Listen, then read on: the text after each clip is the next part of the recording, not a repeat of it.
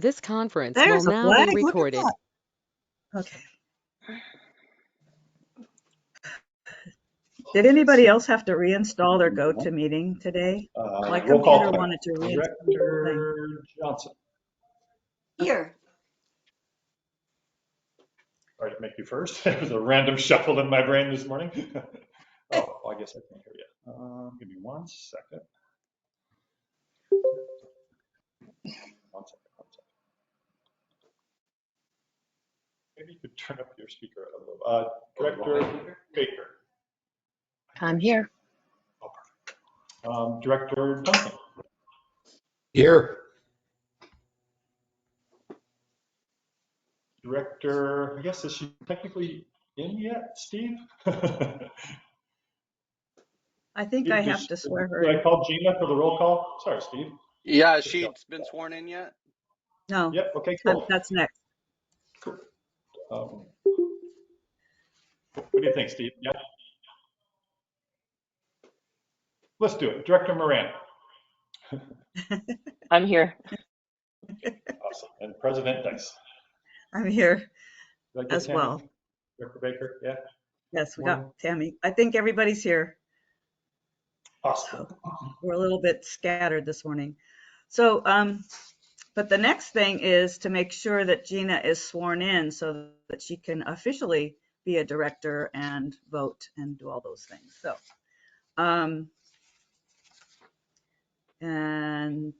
let's see.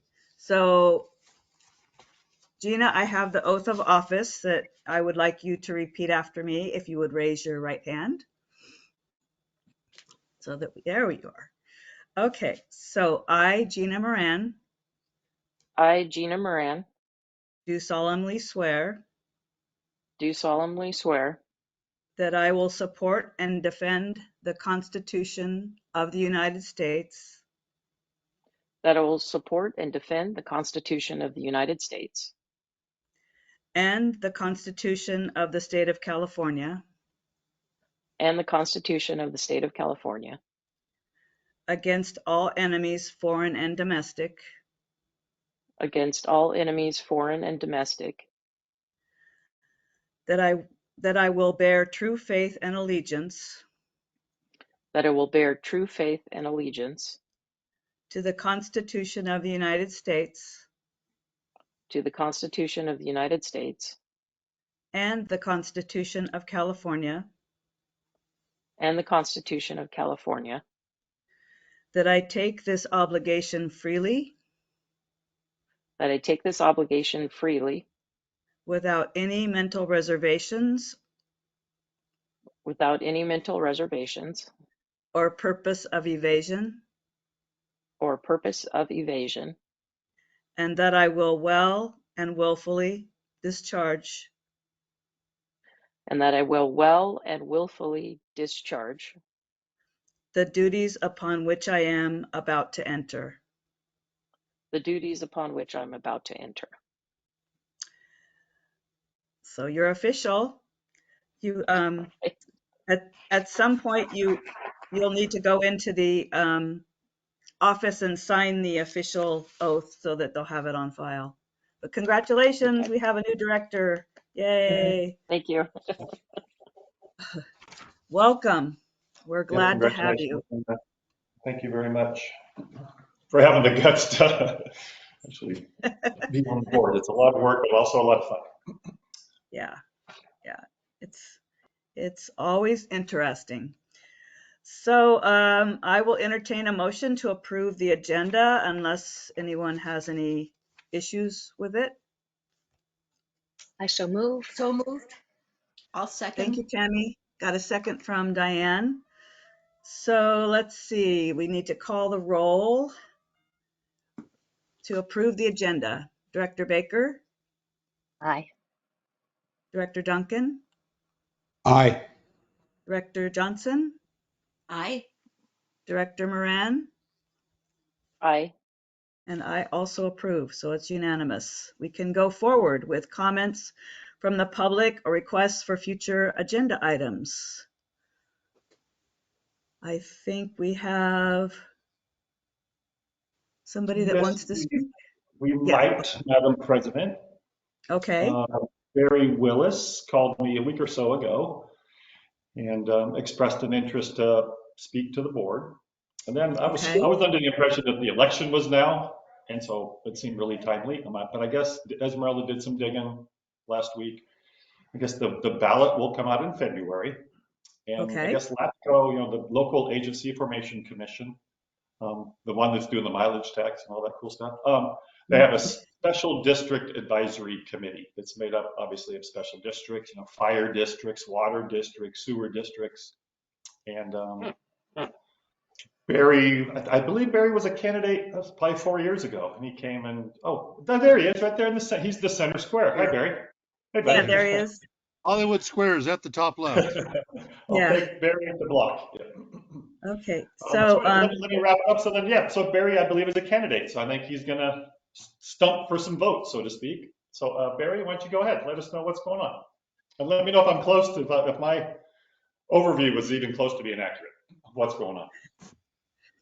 Well, thank you for your time, directors. So Director Kathy Dice, Director Baker, Director Duncan and Johnson and Moran. Are those all the directors? yes, there's 5 I of us. wanted to Yes. get to know all of you by name. And I'm fresh off my Alpine Fire Protection Board race. It reinforced with me once again the importance of meeting voters face to face. And I understand you might be going face to face in February, in which case I would like to come back. I cannot emphasize enough how different it is that when I'm asking for your vote, that you feel like you know me. I will tell you some things about how it's gone with left.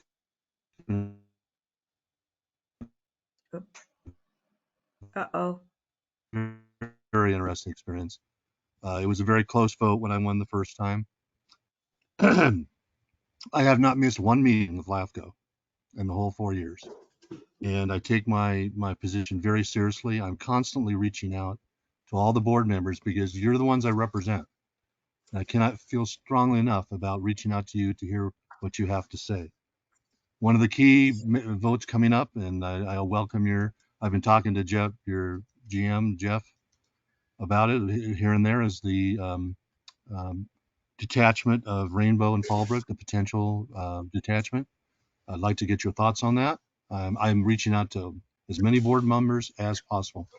One of my philosophies is to get as much information as possible to make a very reasoned and sound vote.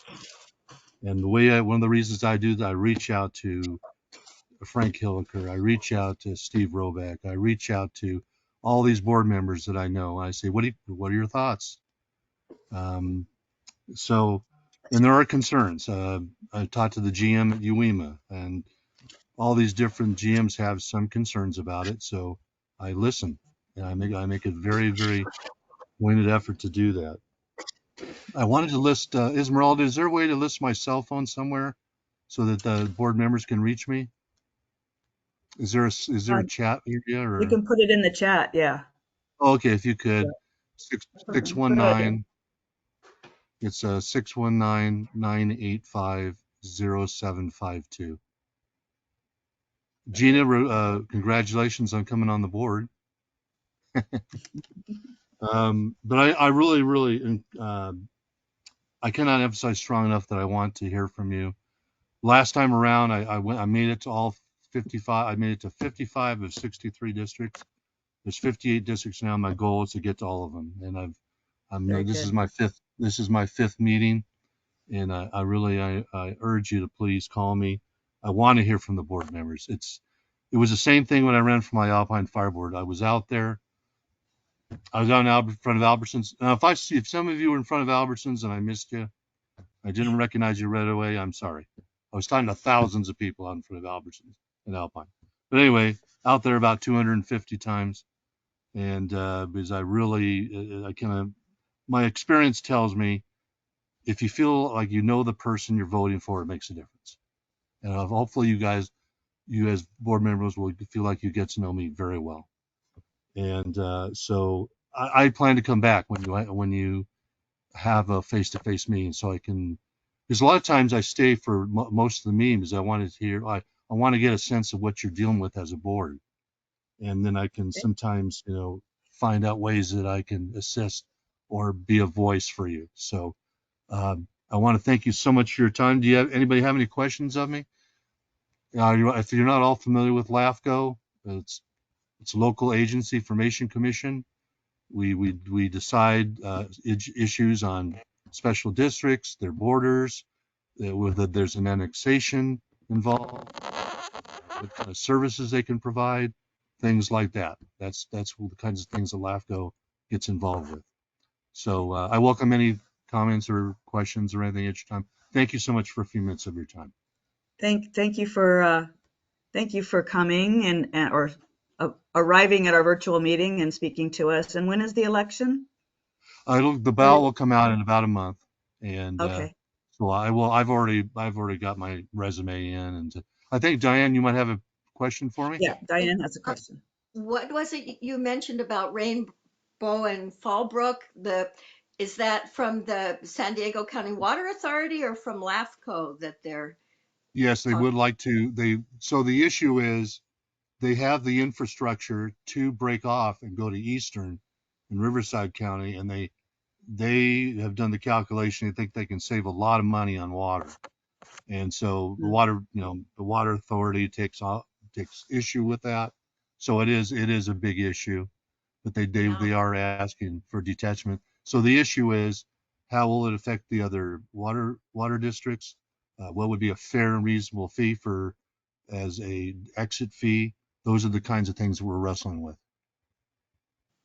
I hope that And So answers if your they, question. yeah, so if they detached from the water authority, they would also be leaving LAFCO? No, they would still be involved with LAFCO. It's just that they would Okay, be tied into another another district. source. It's called Okay, Eastern. Eastern is the water district, water supplier for Riverside County. okay. And so I hope I've answered that question. Jeff, thank do you you. have any Believe other so. issues that you'd like to mention? That Thank you. we've talked on the phone a few times. Yeah, looks Did like you, Tammy did you has a want to question. add anything? Go ahead. Go Okay, ahead, Tammy. very good. Tammy, Hi, Barry. Are you running for re-election? I'm a little yes, bit confused on, are you currently in the position? yes, I have been on the board for the past 4 years and I haven't missed one meeting. Okay, so So it's I take re-election. Yeah. yeah, re-election, correct. Got it. And it's been a Thank you. very interesting experience. I will mention that the one thing I'm always concerned with is if there's any opposition right away, what the opposition is, what their concerns are on that vote. So I always want and I try to find out ahead of time if there is any concerns, so I can talk to those individuals that might be affected. So hopefully that answers your question. Thank you, Mr. Willis. We appreciate you showing up to speak with us. Thank you so much for a little bit of your For sure. time this morning. I really appreciate it. Thanks, Ask you for your Barry. support. Cool. Are there any other members of the public that have a comment or request for future agenda items? Hearing nobody unmuting, I will ask if there are any comments from the directors. All right. Once again, I'd like to congratulate Gina and give her a warm welcome. It's, the virtual meeting will go on for a while longer and eventually we'll all meet in person. So, because we have to.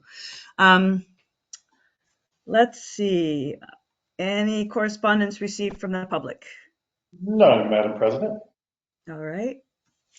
So we're going to go to section 2, the items for board consideration and possible action. 2A is the consent calendar, which includes resolution number 2023-01-01, which is our resolution for a virtual board meeting. It has the minutes for 3 different meetings. And so are there any corrections or comments on any of those subjects?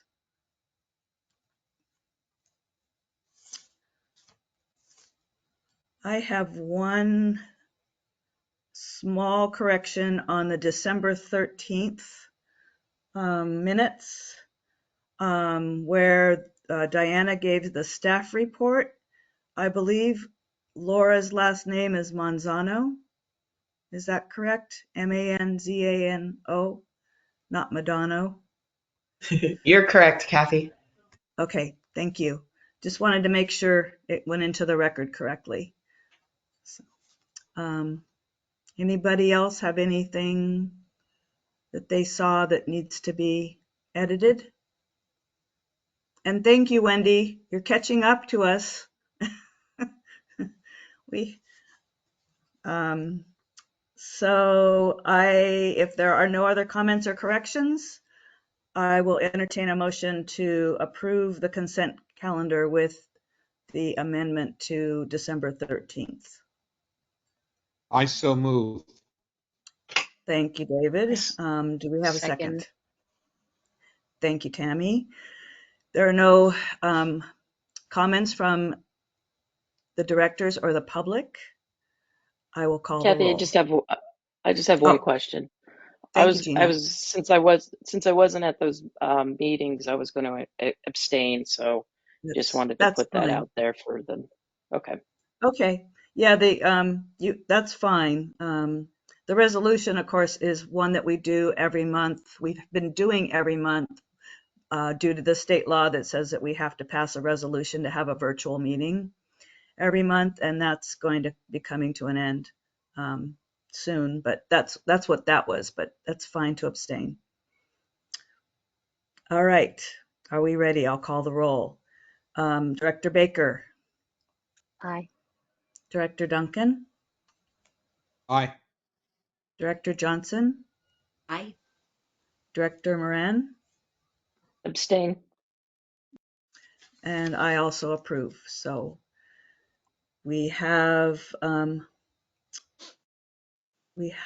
taken care of the consent calendar. The next one on our agenda, to be or not to be, is the legislative advocates report. And I know that Cyrus and Anna are both here. And who do we want to hear from first? Yes, Jeff? Madam President. Um, It is that time again. Our friends from both Washington, D.C. and Sacramento are here. Anna and Lowry on the East Coast and Oh, Cyrus okay. on the West Coast, out there camping in the woods. Yeah, and obviously a lot of good news on the federal front. For those of you that didn't hear, I think I've been blabbing it to everybody, but just before Christmas, the district did receive its planned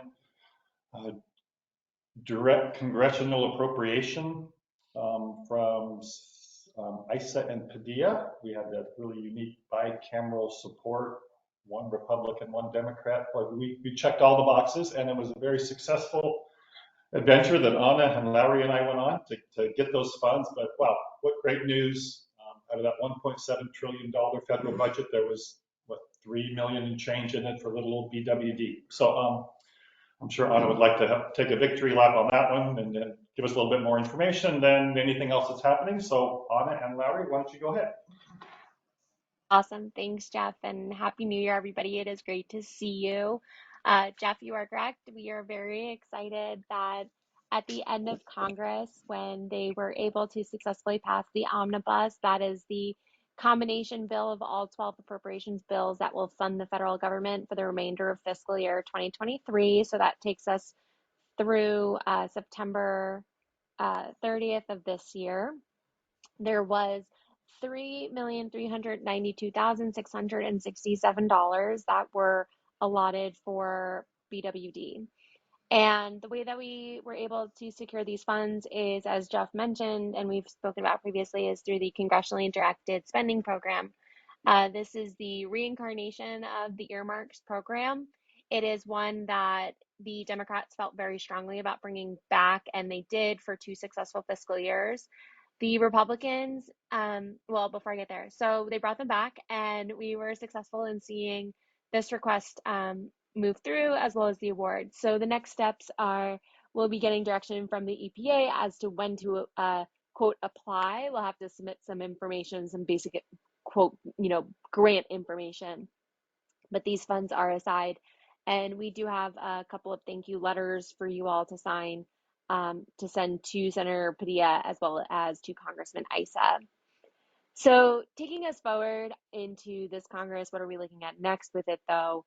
It's really, really great news and we want to stay positive. The Republicans did try in the House to remove the ability for the earmark program to continue. They were not successful in removing the program completely. Now, the unknown that we're waiting on right now is what are they going to do with the program at all? Because we know that they will likely make some changes to it. The Senate won't make changes, but what will the House do? Because last time each House member had $15 million through 15 projects that they could allot out. And so what are the parameters going to look like, excuse me, this time around? We don't know that information yet, but we do know in some form or fashion the program will continue. For BWD, this means, we're going to keep an eye out on this. We're going to continue working with Congressman Issa's office as well as our senators' offices. We're also going to be looking at programs that are existing funding programs to see if there are additional opportunities for financial support for different projects that the district is pursuing. This is both through funding measures from the bipartisan infrastructure law, as well as ones that we see are what we call traditional funding programs through the Bureau of Reclamation and such that aren't um, that weren't a part of BIL or have separate funding opportunities associated with them. So I'm going to pause there. Lowry, anything on those pieces we wanted to expand on? No, I think you covered it. Thanks, Anna. Okay, perfect. So, the one thing I do want to just put in everyone's mind is in the news, we're hearing a lot about how the Republican House is going to be investigating this, and the Republican House is going to be investigating that, and they're wanting to take back all the dollars. There is real concern in terms of the amount of money that is currently still sitting out there at federal agencies and how they get allocated. However, something we are working really closely on and going to be working with other partners on as well is there are a number of programs, and water infrastructure and wastewater infrastructure are ones where Republicans typically see good support for and see the need and understand why we want to continue them. So we want to continue to remind them, sure, fight over the noise, right? Make other things political, keep us out of it, essentially is water and wastewater doesn't need to be your political fight. And I think BWD's congressionally directed spending is a perfect example where we do see bipartisan support, bipartisan and bicameral support to show that these aren't political issues. This is about needing to have access to water, access to sewer, upgrade necessary infrastructure, modernize infrastructure to meet the needs of today. So know that we are continuing to focus on that and make sure we see that programs, as again I mentioned, our traditional programs are continued, as well as that water and wastewater stay out of the political fray. That is a different party in each chamber as we see ourselves at this moment. Thank you, Anna and Laurie. Do any of the directors have any questions of our federal advocates? Go ahead, I do. Diane. Thank you. So Anna, I just want to be sure I really understand. Is there a possibility that we won't get this 3 point whatever million, or get all of it that already has been allocated? I don't, and Lowry may feel differently. I don't see that as being an issue. I see the ones that are most jeopardized right now are going to be the ones that are these general pots that don't have specific allocations to them. This is, the earmarks, and especially, for instance, Congressman Issa put you all forward, Republican House senior leader. There is a good rationale when if I'm looking at it from an oversight perspective in the Republican House, I'm going to say, okay, these projects over here all have very specific needs. We know where they're going. It's not going to be administratively taken advantage of, if you would. And I think so on that sense, it's the ones that are sitting in the bipartisan infrastructure law that were the very high, lots of funds still sitting out there. Programs haven't been created for them, or they haven't had notice of funding opportunities associated with them yet. Ones that when the Democrat Congress had put out the bipartisan infrastructure law and the Inflation Reduction Act, a lot of programs were created at once, as well as creating additional funding opportunities in existing programs. And the agencies just don't have the capacity to get all those dollars out at once. And so it's those dollars that are still kind of sitting out there waiting to be distributed to the public that are the ones that are probably the most at risk. But it's not a popular move to be pulling back critical infrastructure funds. So the one of these strategic moves that was done with both the bipartisan infrastructure law and the Inflation Reduction Act is they are both regarding this critical infrastructure need that both parties have been talking about for decades. So we're definitely going to see some noise made on this. The House Oversight and Government Reform Committee certainly will be active, but I think for the most part, we're going to see that our $3.4 million is going to come securely to us, and we're going to look, like I said, for additional funding opportunities for traditional funding schemes that we would see as beneficial for BWD's goals. But Just to echo, and I don't see any threat to this funding, the community project funding at the time. The question, it may be when. EPA has been slow, and earmarks were not around for 11 years, and so they've been with the first round of earmarks trying to set up a brand new program that wasn't in existence, and so they've been slow in getting the money out the door. But I don't think it's going to get there's really any threat to it. It's just a question of when. But we have to decide whether to let a contract. I guess we'll talk about that, huh? With money that still is a little mushy, whether to put a contract out to bid for this pipeline work, for example.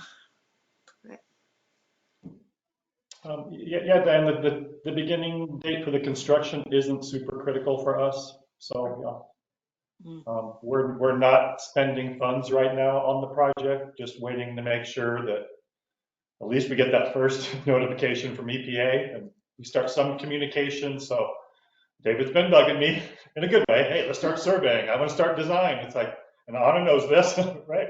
I've been asking, hey, can we start spending money yet? We're just kind of strategically decided to wait, and not long, a month or two or three, whatever it takes to at least hear something from EPA. So we don't plan to leave ourselves hanging out to dry and start bidding or building projects without having surety and at least some communications back from EPA. And Jeff, So to echo on that as starting well, one thing there that is good to note is that and it goes to what Lowry was saying, which is for FY22, if you'll recall, Congress didn't get that done until March of last year, and then EPA went and got everything done. So they just sent out the quote application for FY22 earmarks. We expect that FY23 will go much, much faster because now, as Lowry mentioned, that program's been recreated and they know how they're going to go about getting those funds distributed and what people need and what information they need, et cetera. But it did take them a while, so there was some scrutiny there. But again, we just want to see that notification from EPA comes to BWD first. Thanks. Tammy? At what point can the government no longer back out of this promise or this commitment to us? At what point must they actually fund it? So you all are going to have an opportunity when you quote apply where you will sign an agreement. You'll sign a grant agreement with the federal government, and that'll dictate the terms in there in terms of like how you get your funds, what this distribution timeline is of those funds. It's like any other federal grant program at that point once you sign that agreement. So we are just waiting. That is the next step that we're going through at this point. So is the answer that once we have a signed agreement with, in this case, the EPA, we can be guaranteed the funds and that Congress won't withdraw them? I feel pretty comfortable saying that, Lowry. I'm not sure if you feel differently. Much closer from the administrative side. Well, I think that, right now, the current, the law that Congress passed, is directing the expenditure of these funds. So I think the agency will follow it unless Congress made a change. And I don't foresee Congress making a change to this funding program at this time. It would have to be, that EPA was very slow and you went, a couple of years without getting the money out the door, that you'd start to see maybe Congress taking another look at sort of moving those funds around, which I think is highly unlikely. And I think, Yes, Larry, that's a really good point as well. And on that, too, the other side of this is, remember, we're talking about a very active House Republican Congress right now, but we also still have a Democratic controlled Senate. And so that any law that they would want to change to pull back those funds would have to get 60 votes in the Senate. And so there is not the desire to see those programs changed or withdrawn from the Senate, that we know. I guess I'm just trying to ask an administrative question, not a probability question. At what point is the government on the hook? Is it when the EPA signs a contract with us, then they're Yeah. really on the hook, and Congress is no longer able to influence that? Is that the point? Yes, Yeah, that's because right. that's when they've obligated those funds. So your funds have been obligated to you, and then now they're in your agreement, uniquely situated, unlike other grant programs. Your funds are obligated to you through statute, and then you are going into agreement with the EPA for the distribution of the funds. So that's what I think Larry, correct me if I'm wrong, but I think we agree that once you sign that agreement, those funds are yours. They're going to be sent into your bank accounts, and you guys will be able to utilize them. There's no pulling them back at that point unless you misuse them, which you're not going to do. So, Okay, thank you. Anyone else? And thank you, Anna, and thank you, Laurie. And I just wanted to mention for Gina's sake, before we talk to Cyrus, that we decided at BWD to we thought it would be to our benefit to have advocates in both halls of where things happen, one in DC and one in Sacramento, one set in each place, so that we could, hear the whispers and catch on to the things that will benefit the district. So these are, we have these advocates through our law firm, BB&K. So, and we really appreciate all the work that they're doing for us. So thank you. And so now we will hear from the more local side, the Sacramento side. Cyrus, how are you? Doing great, and kind of sorry I didn't fly down with this absolutely stellar weather we're having. It's like, this would be perfect. It would have been really bad yesterday because there was so much crosswinds that we had dust everywhere. So, but today is beautiful. Okay, so let me jump in. I'm going to cover legislation and the budget. Primarily, I'm going to talk about the budget because we're still very early in the year for legislation. What that means is that this is the start of a 2-year session. So nothing from last year carries over. So every bill has to be introduced anew right now to begin the 22-23 legislative session. The deadline to introduce a bill is February 17th. So the legislature is famous for procrastinating. In fact, the entire legislature of the government is known for procrastination. It's actually part of the strategy, to wait till the last minute. So right now we're probably, even though, the 17th is only about 3 weeks away, we're probably only maybe 20% of the way there in terms of bill introductions. Right now, Aqua is tracking like 7 or 8 bills, Metropolitan Water District, a few more. I'm only tracking about 8. And most of those, we know there are bills that are coming in the future. Right now, they're what's called spot bills, which is they're just like placeholder bills with no substantive language in them. That said, we know a couple of big ones are coming down the road. We know chair of the major committee in the Senate wants to do a permit streamlining bill to help with water projects, flood control, things like that. That could be very beneficial. We also know that low-income rate assistance bill from last year is going to come back. The same author, Senator Dodd, who did, it was SB 222. It was vetoed. Basically a standard kind of statewide low-income rate assistance program. It didn't have a funding source, and so the governor vetoed it for that reason. It said in the veto message, there's no funding source. That's a little ominous to us, to advocates in the water industry, representing water districts, because it seems to invite, okay, bring the bill back and now designate a funding source, and our fear is it will be a tax on water. For those of you who have been around, you may remember back in 2017, 2018, job one was fighting a big water tax push. We were successful, but we were so, kind of myopically focused on it that, the PFAS bill actually kind of like slipped by under the radar. And now we've been dealing with that ever since. So water tax is a huge issue because it would force you to create the administrative process in order to collect a tax, which is wildly different than collecting a fee.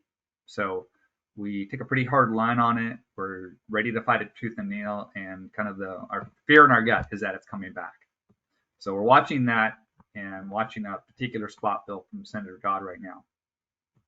The bigger news, though, is a bill that's not been introduced yet, and it's been talked about. We know that the author is going to be Senator Caballero, who chairs the Governance and Finance Committee, which is a very important committee in the Senate. The talk around this bill is huge. We're talking, the talk around it is a rewrite of the California Water Plan by the water industry. Instead of having the administration put their assumptions into a water plan and write what they think. I don't know exactly what's going to come of this. I can tell you I've been around for almost 30 years now, and I sat in a meeting with more general managers from state water contractor agencies than I have seen, probably going all the way back to something like Sigma or something. Anyway, this is a big, impressive group, and they're very ambitious. And so as of right now, we're in the beginning stages of it. We only have preliminary, we don't even have language, we have a description of language is what, right? And it's very ambitious right now. So I'm very plugged in. In fact, it's the first official call of the group is today at 4:00. We've had our organizing meetings. So I'll be keeping you posted on that, but I expect that to kind of be probably, if this catches, that's going to be the big news of the year. So more to come on that. It's just we're still kind of early in the process. The bill will not be introduced in substantive form on the 17th. We will definitely start with a spot bill. In other words, a bill that doesn't quite tip its hand as to what it's going to go for. And that's typical of most major bills. So anyway, early in the process, more to come on legislation. If we talk next month like this, I'll probably have a lot more to say. So let me switch to a different sub. Unless anyone has questions, let me switch. I want to go to the budget. Okay. The budget, of course, you've all been hearing about, introduced on the 10th by Governor Newsom. I'm sure you've seen headlines, gloom and doom, budget deficit, $22.5 billion deficit, $24 billion deficit, LAO estimate puts it higher. Okay, I get all that. And yes, there has been a retraction in the budget. California is heavily dependent on capital gains tax, and that's affected by the stock market. Yes, there has been a reduction. I feel like there's been a little bit of hyperbole, though, when the budget is discussed. So to put this in context, I tried to look up what the actual government spending amount is, say between now and pre-pandemic.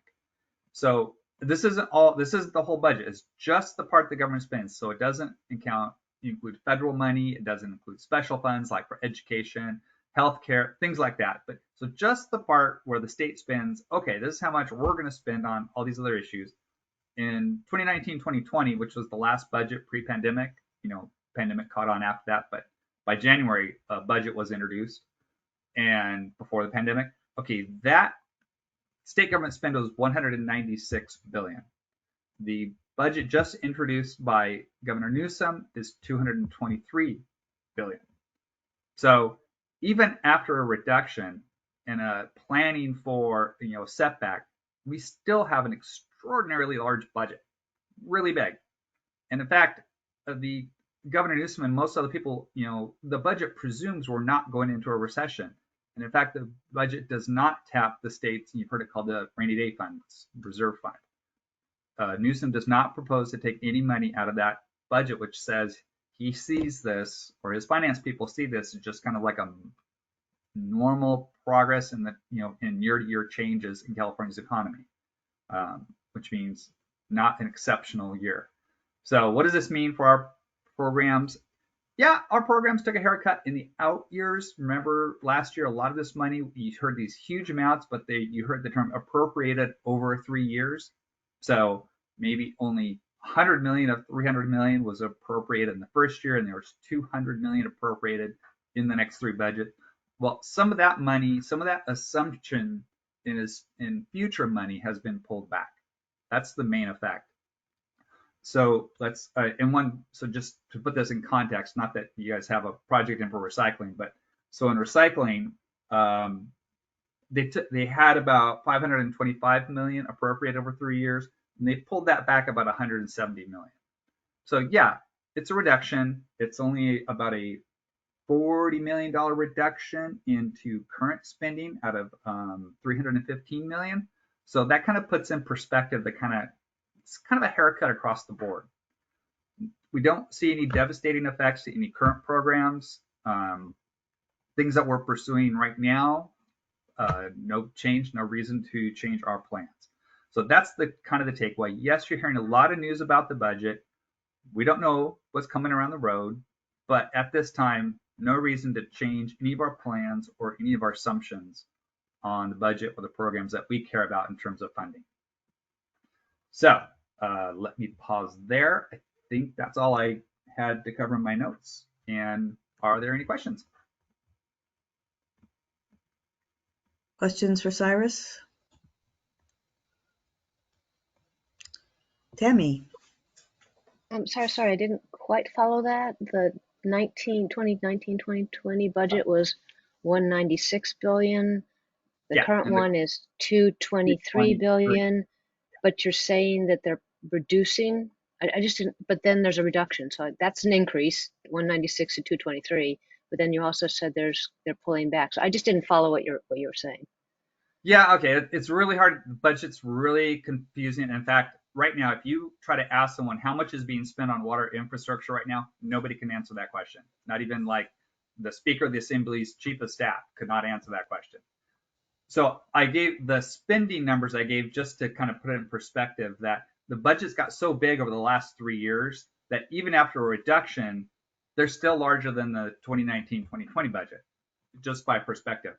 But when I talk about spending like that, a lot of the spending we care about actually isn't in the ordinary state budget that those numbers apply to. For example, a lot of the federal money that comes through that we pursue through the state, that's separate from the state general fund. And that's really where more of our interest lies, if you want to know the truth.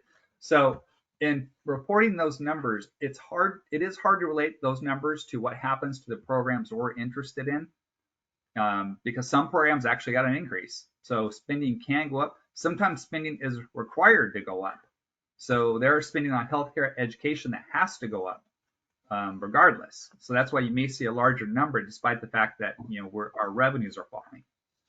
So kind of try to separate them in your mind. The numbers I reported on state general fund were just to kind of give perspective on the budget, and the report that I said about the other projects where we kind of took a haircut but no real need to change our plans, that refers to the funds that we track and that we care about most, if that helps. But I realize it's just really complicated and it's hard to talk about it in simple terms. Thanks, Cyrus. So, Diane? Cyrus, I don't want to cause us to go into this too much right now, but this new bill from Senator Javiera for a different approach to writing a water plan. I've heard NGOs in Sacramento say that the water plan that that we already have, and what is it, updated every few years, really doesn't have much of an effect on things. On actual programs and actions in the state. Even if the water industry, well, okay, so should I be trying to track what's going on with that? Is it likely to have much of an impact on us? If you enjoy tracking changes to the state water plan, you should definitely continue to do that. I personally don't. So let me just give you for example. In the California Water Plan, part of it is following 500,000 acres of farmland in the Central Valley. Okay, that's a number, and it sounds like a hard number. There's absolutely no plan or no progress laid out to how that's going to be achieved, and nobody has any idea how you would actually pull off a stunt like that. But it's in the California Water Plan. So it has a lot of things like that. It states these goals, 800,000 acre feet for recycling. Great. if you give us $1 billion, we could spend it on recycling right now, but nobody knows how we're going to go about and do 800,000 acre feet by 2030 or 2050, whatever it says. But it's in the California Water Plan. So yeah, I would say the water industry agrees with the NGOs only for very different reasons. For example, the California Water Plan also doesn't lay out a plan for how to increase storage, that we know we're going to need as we lose the snowpack in the Sierra. But yet the California Water Plan says, oh, we must do these things, but it has no plan for how to do it. So yes, we tend to agree, and the desire is to write something real. If we say we're going to develop an additional 1.5 million acre feet of storage, the desire is to say exactly how we're going to do that. How much is in surface water? How much can go in sites, temperate flat, Los Vaqueros? If that's our surface storage, all the rest, and that's all we have, we know all the rest has to go to groundwater storage. So yeah, there's a real appetite to write something real. But we'll see. Okay. Okay, thank you. Sure. Anyone else have questions for Cyrus? Well, it sounds like it's going to be an exciting year. And definitely. Thank you very much. Always a pleasure. I look forward to the next time. Yes. Thank you for showing up today and giving us an update, Cyrus. Thank you. Thanks, Cyrus. Our next item 2C is election of officers, which needs to happen every 2 years, right, Jeff? That's what we do historically, Madam President. Yep. Yes. The first meeting in January after the election, we do the election of officers. Okay. And that is now. So is that my job to? Well, I guess basically, I think you graciously accepted to extend your term 2 years ago. Yes. And so, I guess I'll start the discussion. Is there any burning desire amongst any of the board members to change officers? I don't want to put anybody on the spot necessarily, but we're all grown ups, So it's really, does the board desire to change the current officer structure, which, as we sit here today, is Kathy as president, Tammy as vice president, and Dave as secretary treasurer? I do believe. That's correct. I'm good with it as it is. Maybe we should ask Kathy first. Are you okay with it, Kathy? I'm good, but if there's anyone who would prefer to step, in my place, I will cede the leadership position. So, but I'm happy to serve. That is up to the board. Keep the gavel, Kathy. Yeah, keep the gavel. Keep it, Yeah. So, if everyone is happy with the officers that we have, we need a motion to continue that slate for the next 2 years. Right, So Jeff? moved. Okay. I'll Who second. was that? Okay, thank That you. was Gina. Gina and Diane. Okay. Gina's first motion. Okay, nice work. Any discussion? Last minute mind changes. Any comments from the public?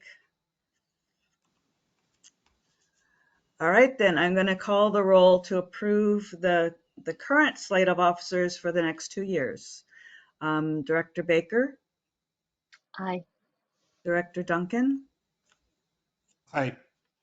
Director Johnson, Aye. Director Moran, Aye. and I also approve. So that was easy. We can move on. No changes here. So item 2D is the BWD Board Committee and Ad Hoc Committee appointments. So. Yeah, Madam President. So I think we spoke about this at the last meeting, and I think you asked the other directors to think about it, or maybe even communicate their interest with you. I kind of forget what you specifically asked them to do, but I think I asked them back to think now. about it. And I think in the packet is the list of all the ad hoc and standing committees. Esma, could you put that page up? That might help us.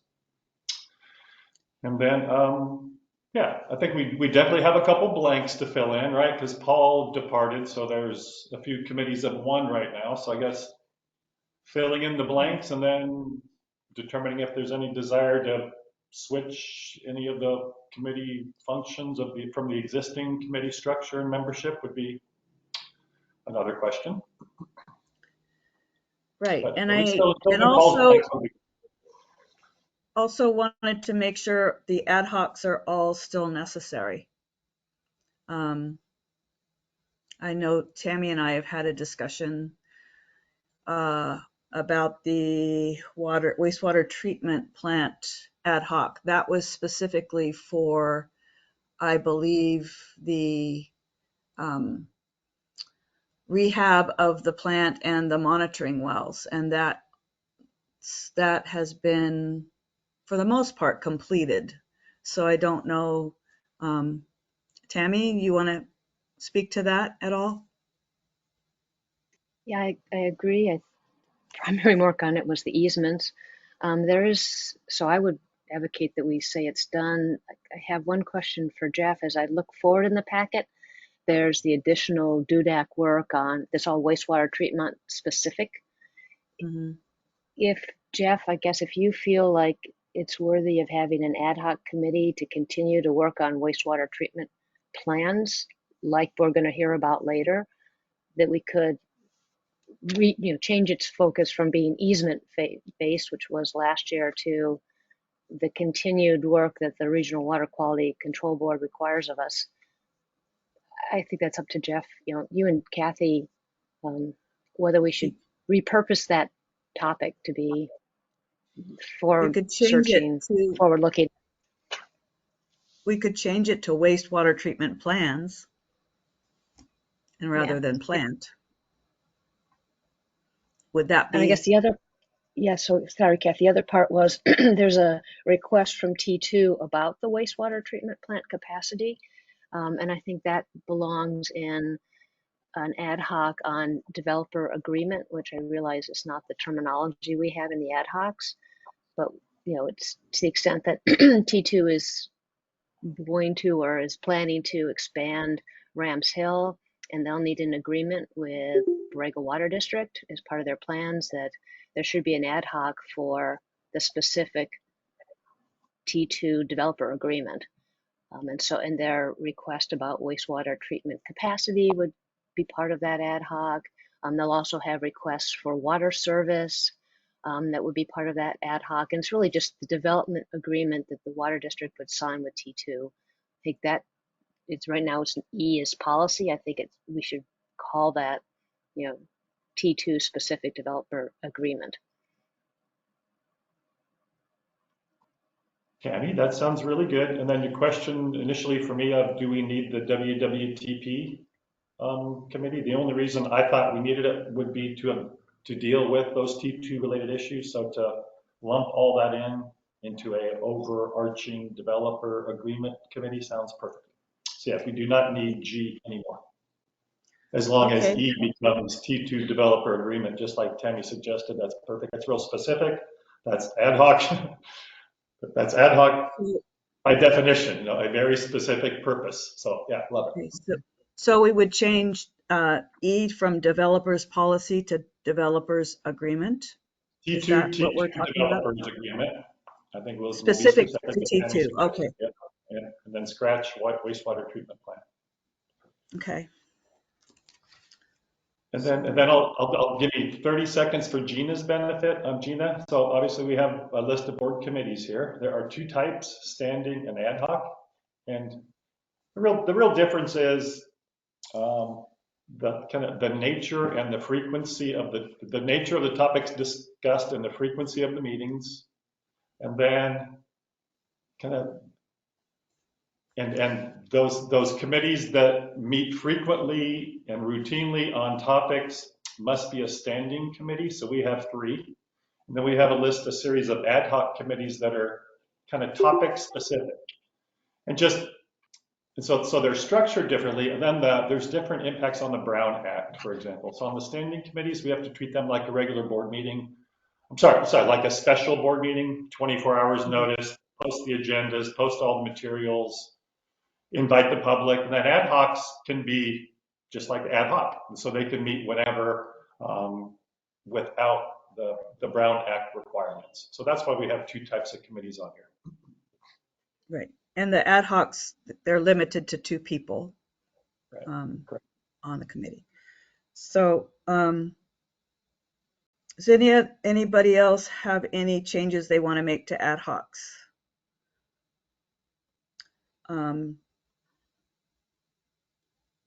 Hearing none, I wonder if there's anybody that wants to change what they're already working on. In other words, and I also want to make sure that if we're changing the ad hoc to the T2 developer agreement, that Tammy and Dave are okay with continuing to work on that, or would you prefer other volunteers or or people assigned to that? Dave, are you okay with that, or would you rather step off of that? No, I'm fine. Okay, so Tammy, you're okay with that? The change Yes. in the ad hoc? Okay, so that will Yes. continue to be Tammy and Dave. Okay, Kathy, I Question, might, I Kathy? might just question finance, the finance ad hoc. I kind of Yeah, honestly don't remember why we created it, and I was I'm wondering that too. Tammy, could you speak to that? The finance? Yes, yeah. Yeah, it would pick up the topics that Paul was working on with respect to BPA acquisition and financing that. Um, yes, I think we do need it. There are topics like that that come up that would fall under finance. How are we going to finance the ISA approved 20% cash required grant? I mean, I do think there are gotcha. various Yep, that topics totally makes that sense. belong in finance, and I would love to have somebody help me be on Sounds that good. committee. That's a good example. We have $800,000 Thank new you. cash flow needs for ISA Padilla. So yeah, you're right. Yeah, right. Yeah, makes sense. And one other thing for just a question, Prop 68 implementation. Um, is it okay, and maybe it's totally fine, that Diane maybe is on it even though she's also a member of one of the recipients? I mean, there's advantages to that in that, being on the committee, you understand more what's going on. You can help your organization, your other hat, make sure you comply. And so maybe that's a good thing, or maybe it's not a good thing if people feel like there's undue influence. It's a question I just put out there. Are we good Maybe with that's that? some. Steve, could you address that? Do you have any feelings about that or thoughts? Yeah, I don't think there's any legal preclusion from Diane continuing to serve on that because it's only an advisory body. Your full board makes decisions should any more come up on the Prop 68. So just a question of what the board feels comfortable with. Okay. And by the way, Gina, Steve Anderson is our legal counsel for BWD. Just so he keeps us on the straight and narrow when it comes to everything. So I think it's kind of a separate issue for us in terms of implementation versus what the Borrego Valley Stewardship Council actually does with the money. So I don't know. How do you feel about it, Diane? I'm sorry, I'm both on the phone. Hold on. Maybe Yeah, you're getting, you have an echo. yeah. Okay. Okay. Is that Is that better? better? Yeah. I'm good I'm with good with whatever the whatever the board board feels feels like. like. Okay. I I don't don't think think I'm in a I'm in a position to position to influence influence things. things. It's It's more an more an informational informational role. It role. might help, Diane, if you mute your computer if you're going to be on the phone. Okay. There you go. Oh, good. Okay. Yeah. Now we can understand you. Are you still there, Diane? Oh boy. I love virtual meetings. Um, I'm okay, fine with it. I just wanted to bring it up, but I totally yeah, think yeah, it's yeah. helpful. I actually think it's actually helpful to have Diane on as long as we're cool with it. I think she is. Does anybody have does any of the other board members have any objection to it? I think it's fine. I just want to make sure it's okay with everyone else. Okay. I guess Diane is struggling with her connection, so she'll be back in a minute. But I think that's fine. So is there anyone who would like to volunteer for a different committee or wants to change what they're doing?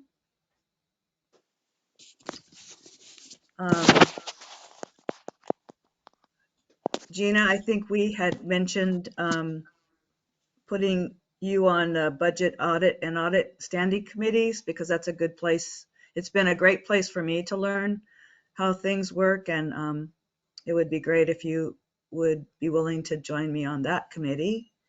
And I don't know if Yeah, there's any, okay. I'm happy to Um, do that. I was also going to volunteer for operations and infrastructure since I have okay. that background.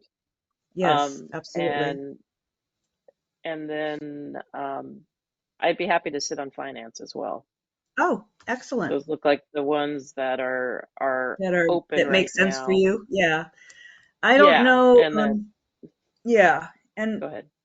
that would be great, Gina. Thank you. I'll appoint you to those three committees.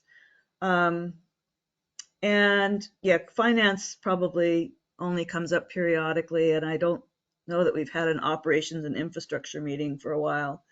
Um, but we have the budget and audit coming up. So, um, Tammy, what about cybersecurity and risk management? What's going on there in the ad hoc? Uh, I'm tracking the CISA-based results. You know, remember the CISA government agency came in and did an audit, a Right. cybersecurity audit. What's currently happening now is they have requested that we do a 6-month review of how many of the recommendations Borrego Water District has implemented. And I've just sent a little, CISA sent it to us, and I've just sent a little note to Jessica to like, okay, we should go through that. So that's one thing that's in our next IT meeting, if you will. Mm-hmm.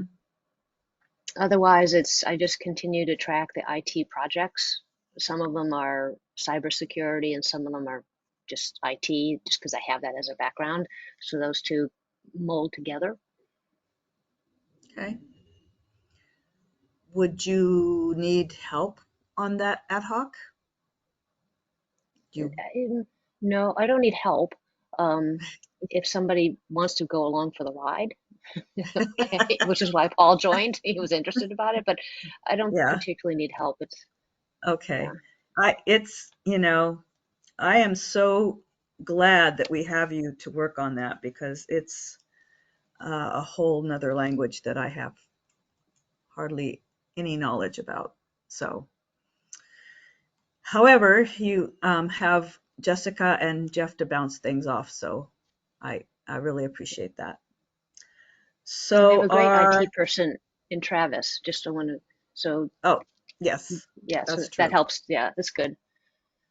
Gina, Yeah. are you interested in some of these others I'm on, or do you have a hankering for Prop 68 or water quality? It's Um, well, I was just trying. I was looking and trying to fill in some of the gaps there. Um, mhm. I don't want to jump on too many at this point, but Yeah, yeah, is there a we've water got you quality? we've got you on all the money projects. Yeah. um, which is, if you're happy, we're happy with, I mean, obviously, as time goes on, there may be something different that you or anyone else might be interested in, once you have more information. So, um, Yeah. I welcome any, I hate to ask you to do more than 3. Most of us have 2 or 3, but I think, Yeah, I mean, water quality, I mean, that's obviously one I was interested in when I was on the advisory committee as well. So, mhm, um, if if if you want me to jump on that one, I'm happy to do that. yeah. If Oh, if I Tammy think, wants to Tammy, how do you jump feel off. about it? I mean, I'm fine either way. If you are thinking, you've got your hands full enough, we could, um, I hate to put Gina on a 4th one. I'd switch her off as something else, but I think it's Gina, if you have a passion for it, I mean, it's interesting. There's a lot going on. You get involved, and so it's, I think if there's a passion for that, I'd be happy to give you the opportunity to work on it. I like it too, but I don't know. I guess the reason I'm proposing it is it kind of gets you really involved. Water quality, there's a lot going on with it. There's water master interaction. There's community interaction. It's sort of different than the other ones, which is like budget and audit, and that's more business as okay. usual and not specific to what's happening with our water master. Same for Prop 68. Right. I mean, there's a lot of sort of specific things related to that grant that I just see they're interesting to me, and I'm happy to share one. If you're interested, that's all. I Sure. I mean, surrender one and give it to you, I guess. Right? Yeah. Tammy, would you be interested in moving up to operations and infrastructure instead of Gina? Sure. Yeah, I could do that. Um, just to have another placeholder there. I don't know that there's been a meeting of O&M for a while, but um, just to make sure that we could cover that, that would be great. And then I'll put Gina on water quality instead of you. Is that all right? Sure. Yeah. That's fine. Okay. So here's what I have, and correct me if I'm wrong. I have for the standing committees of operations and infrastructure, we have Duncan and Baker. For budget and audit, we have Dice and Moran. For the Aqua and JPIA insurance, we have Dice and Johnson. For the ad hoc, we have Prop 68 implementation, Baker and Johnson. Public outreach, Dice and Johnson. Grants, Dice and Johnson. Cybersecurity and risk management, Tammy gets that all for herself. T2 developer agreement is Baker and Duncan. Finance is Baker and Moran. And then the water quality will be Moran and Johnson. Does that sound right? All right. I don't hear any protests coming from anybody, so um, that's how we'll that's how we'll set it. Sounds good. Thank you, everyone. Okay. I Sounds do good to have a me question. too. Yes. With regard to the standing committees, do we need a motion to do that? You, as president, can appoint the ad hoc committees ad hoc, but do we need to be formal about the standing committees? Steve? What did we do the last time? We have to follow the structure we did the last time. It's more common to have the board vote on the standing committees, as Dave suggests, but it depends how We they were can appointed to begin with. formalize it. It's not a Okay. big deal. Yeah. Yep. Then go ahead and vote on it. That's a good idea. Thank you. So okay, Then I will so we need move. we need a motion to approve the standing committees as I listed. There are I 3 of so them. move. Thank I you. second. Thank you, Tammy. There are no comments or objections. I will call the roll to approve the standing committees as listed. Director Baker, Aye. Director Duncan, Aye. Director Johnson, Aye. Director Moran? Aye. I also approve. So now we have voted on the standing committee, we've appointed the ad hocs, and now we will go to item 2, where are we? The item 2E, which is the future BWD board meeting location. Mr. Poole.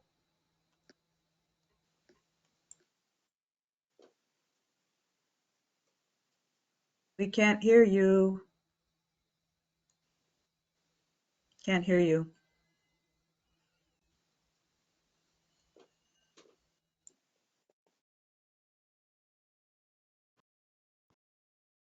Just give him a minute. That's the international signal for give it a minute. There we go. Yeah, better. I remembered. Good job. Okay, so meeting location. Well, actually, let me backpedal. So as we've been chatting about already at the last meeting and this meeting, we will need to start having BWD board meetings in public again, starting in, I guess, after February 28th. So for us, that means starting in March. So we've been thinking about, staff has been thinking about two options, one being the library and two being the district offices. When I contacted the library, Kristen informed me that Tuesdays is the one day, maybe there's more than one, but that is one day that they open late. So we would have to get the key on Saturday and open the library ourselves, which it's not impossible, but I don't know. It just seemed to be like a hassle from my perspective for some crazy reason. And then just as we think about it, it's kind of nice to have the meeting in the office in case we need any documents or any resources, or we do have some IT issues. They seem to be a lot easier to fix here than there. And so Diana and I spent, I don't know, half hour or so moving around chairs in the boardroom last week in an attempt to try to space us out in this relatively small room that has a rated capacity of 45 people total, is what the sign says above the door. And so I think if we space out the board meeting configuration a little bit, I think we can be, we want to be sensitive to the board and the public and to give us as much space as practical. So what I've actually done, and I'll hopefully show you all without making you sick, sorry, David, is kind of my plan is what we used to have all 5 directors sitting up here at the dais. So there used to be 5 people sitting between here and here. My plan would be to expand that a little bit and so put 3 directors up here.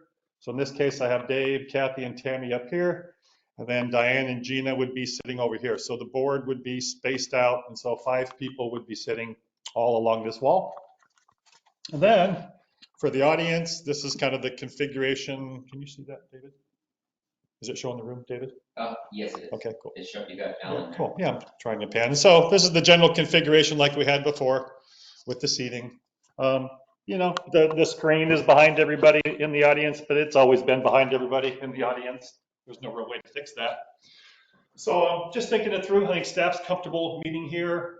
I think we can provide enough space for everybody. Oh, and then there'd be a staff table over here by the door that goes back to the bathroom. So we wouldn't necessarily have to have staff sitting in here when they're not making presentations. So we could come in and out the door over there that goes in the hallway next to the bathroom. So that's kind of our plan. I think all things considered, you know, we don't seem to have the big hot topics that had standing room only in the boardrooms 5 and 6 years ago. But once again, there is room 1, 2, 3, 4, 5, 6, 2, 4, 6, 8, 10, 12. Yeah, there's definitely enough room for 20 seats, and we put about half a seat in between each seat in the audience to space those out a little more. So long story short, if staff had a vote, we would prefer to meet here at the office and utilize this new expanded spread out configuration. But the library is an option. It just takes a little bit of logistical work to make it happen. But you know, that's easy. We can pick up a key on Saturday and open the library doors ourselves and let ourselves in. That's not the end of the world either, but just comparing the two, it just felt like staying here at home would be more advantageous and operationally efficient. But you can definitely go to the library and have a lot of room if that makes everybody feel more comfortable. So that's kind of the background. Gina. Yeah, I think staying at the I'd support staying at the water district for a few reasons. I certainly am familiar with some of the meetings at the library, and um, it doesn't seem like they've necessarily worked out the technology issues. There still seems to be challenges a lot. And then I think the other challenge, if they're not open till 11, then someone's going to have to be at the door to let the public in as well.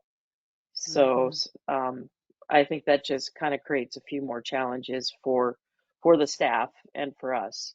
So I'd be in favor of meeting at the water district.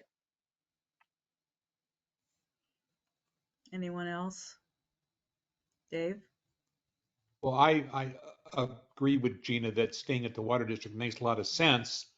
Um, but trying to be sensitive to health concerns, I would personally not have any issue in requiring masks either. So that's something else we could discuss. Requiring masks if we met in the boardroom? Yes. Okay. Not that that's a hill that I want to die on, but I mean, I am sensitive to people's health concerns. Right. Anyone else have comments?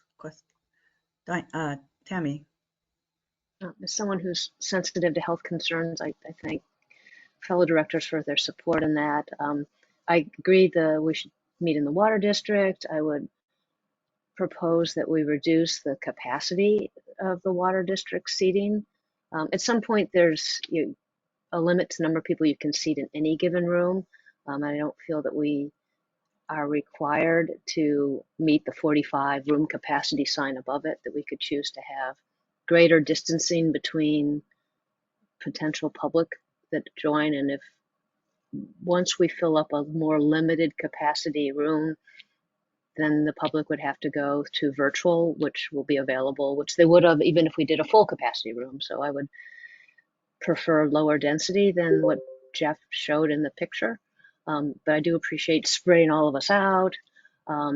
And perhaps if we have to have high density mask requiring masks, I don't know if we can actually require masks, but um, anyway, I would like to meet in person again. I think the water district boardroom, certainly as is, with just the normal people who show up, is probably fine. But just to be prepared in case we have a great public interest, to not overcrowd the room, in my terms, overcrowd the room and potentially make it a someplace that's not as conscious of health safety concerns as it might be. So in short, lower density than what Jeff proposed, but yes, meet in the water district. He reduced the capacity to, I think he was showing something around 20 chairs, but we could certainly do a few less than that. Looking at the virtual meeting, which is really easy to attend, it's not like we've had a huge crowd of in the gallery. It's almost all staff. So yeah. So Jeff is showing us how spaced the chairs are right now, as he and Diana arranged them. So Yeah, I saw them yesterday in the office, and I know what it means. you you think that's too many still? And just the density of the people sitting next to each other, and how Okay. close they are, assuming no masks, and I just the think number we of could people provide, breathing in the room. yeah, we could provide masks at the door too, if that's makes And the good everyone news comfortable. is that's super easy. Sliding chairs around here is no Yeah. problem. Super, super I simple. I honestly feel that having a stipulated basin and normal operations here, there's no really, we don't get the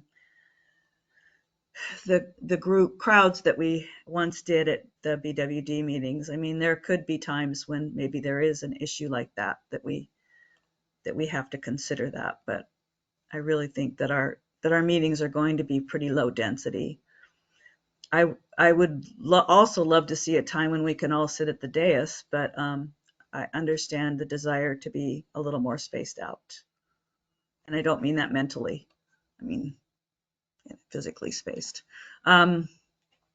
So I think, Gina. Just a quick You, question. uh-huh.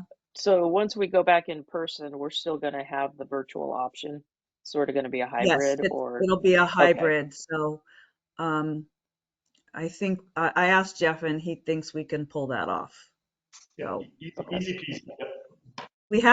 we do have a screen in the boardroom, but it happens to be behind. We're able to see it, but anyone in the audience, they'd have to turn to see the screen. So, but that's just a minor inconvenience. It's not a deal breaker. Madam Chair, I'm sure everyone understood this, but just for Director Moran's benefit, so the Brown Act cares about where the 5 board members are, not about where anybody else is. So you all 5, unless you want to take advantage of the option where you can list your home address and be at home, it's where you all 5 are. The rest of us could be in Tahiti as far as the legislature is concerned. They just want you Man. 5 together. Thank you. Right. Thank you. So, according to the Brown Act, if we're somewhere besides where we're having the meeting, say you're in Bakersfield and in a hotel, you would actually have to post a notice in the lobby of the hotel as to the fact that you're at a meeting and where, and your room number, and where people can join in the meeting if they want to, which would be very interesting. So it sounds to me like we're in agreement to have the meeting in the boardroom with new spacing. Is that now? We can talk about mask mandates as a separate topic, but can we leave it optional for now to wear a mask or not wear a mask, or would you prefer? It's still a month away, but would you prefer that all the directors wear masks?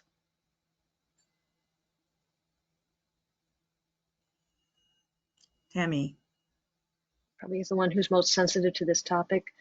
Mm-hmm. My preference would be that at a certain density or capacity that we require masks.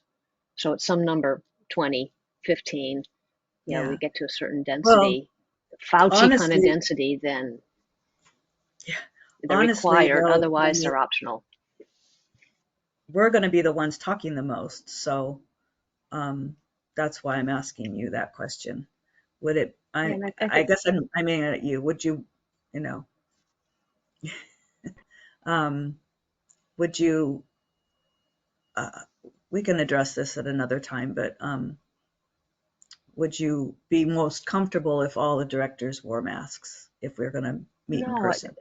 Okay. no. I think that with the spacing Jeff is Okay. proposing, that Okay. we'd be fine. Just thank Okay. you, Kathy. Fine. Okay. So I'm thinking that it looks to me like we're all in agreement to begin in March, to go back to the boardroom with the new spacing that Jeff and Diana have conjured up. And if that is okay with you, could you just give me the thumbs up or raise your hand or something? Got thumb, thumb, thumb, So thumb. a few less Diana? chairs. Yeah, Yeah, few less chairs. Okay. yeah.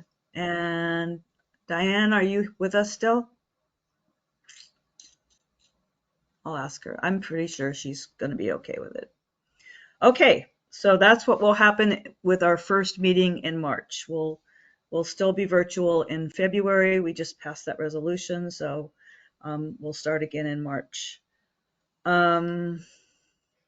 All right, we're on 2F, the proposed tasks to complete special provisions of Regional Board Order R7-2019-0015 at the BWD's wastewater treatment plant.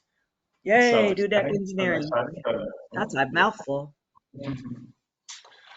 Okie dokie. So in the agenda packet, we have a proposal from Dudek to perform the final tasks that are required as part of our discharge permit at the wastewater treatment plant.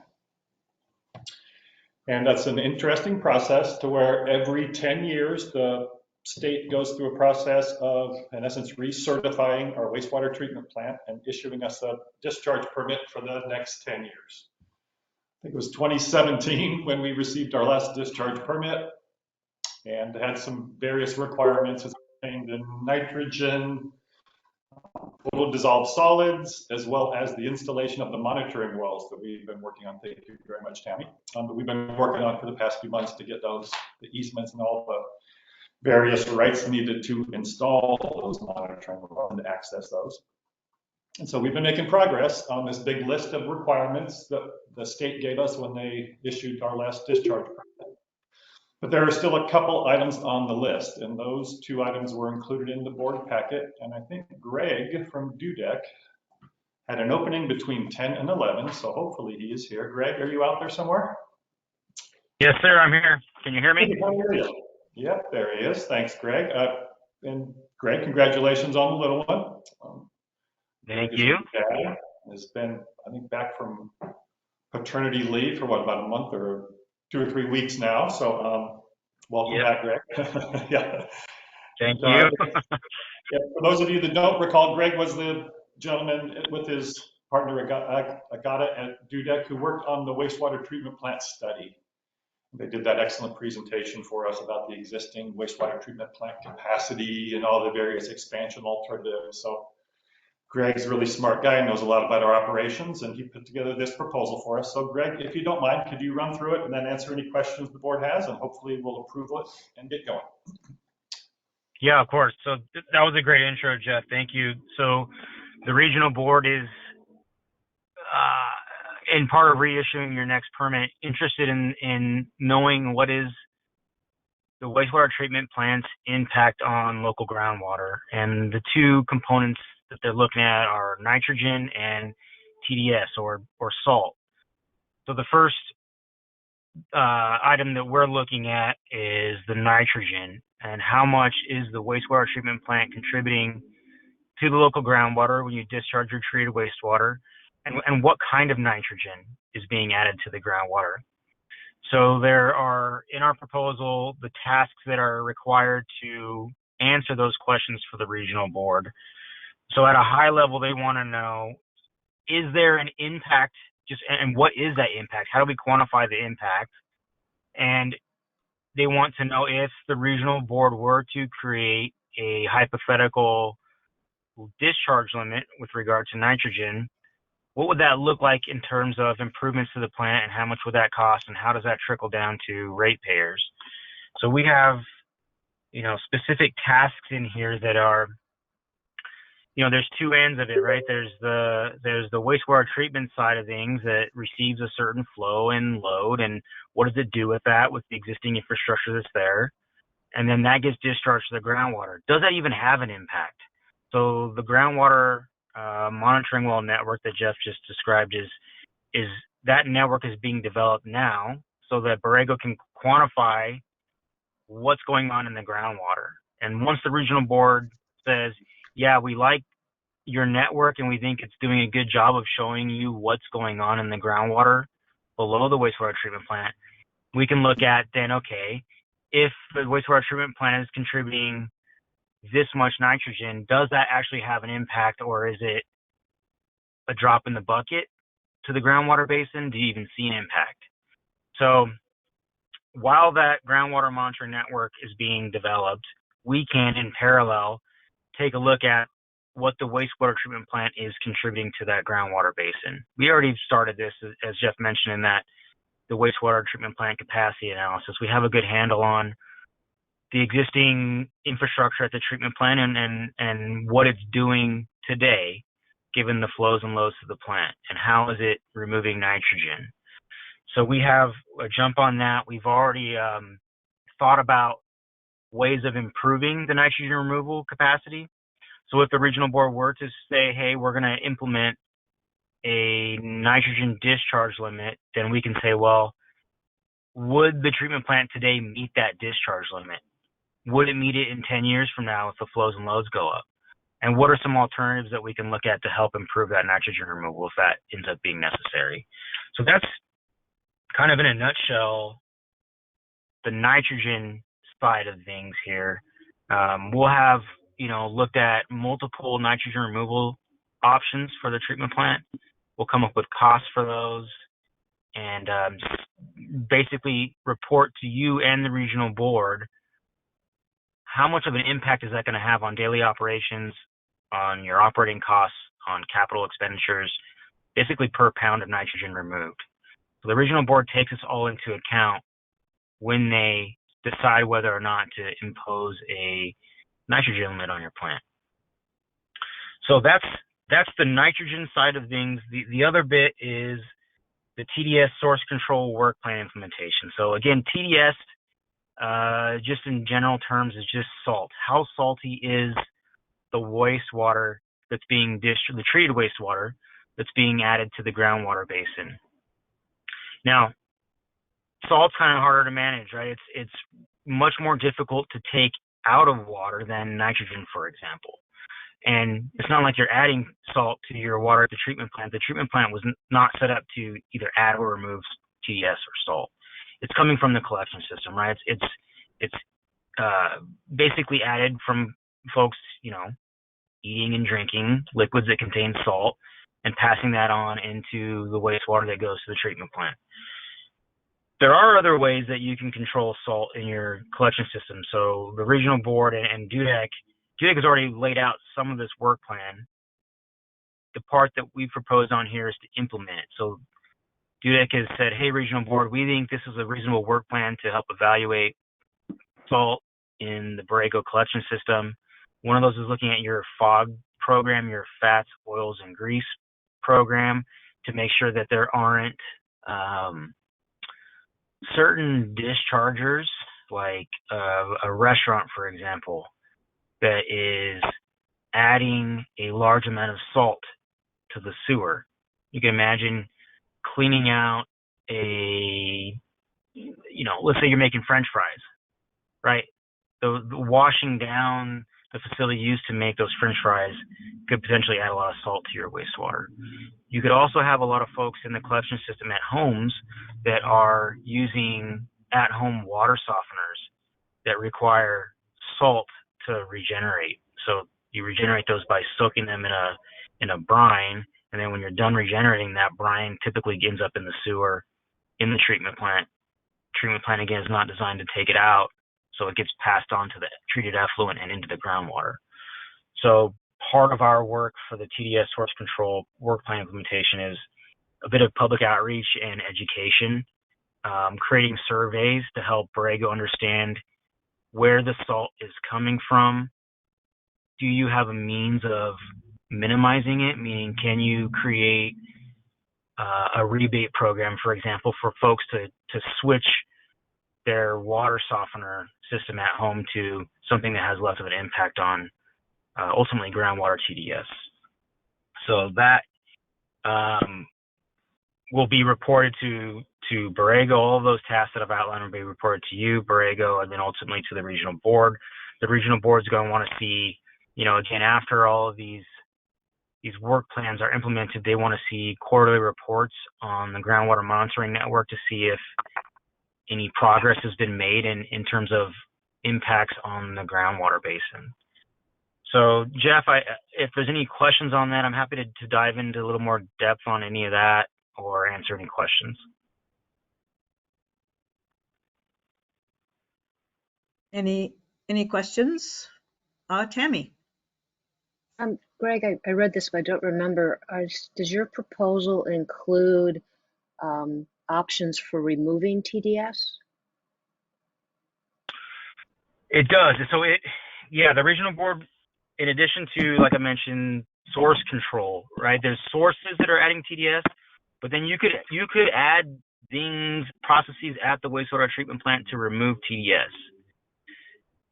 Those are very expensive and less favorable than source control, but yes, we are going to look at that as well, because the regional board has specifically said that we got to look at some other alternatives for TDS removal. And so just off the top of my head, there's reverse osmosis that you could use to remove TDS in your treated effluent.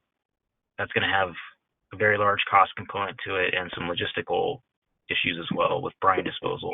But yes, we will look at that. Okay, good.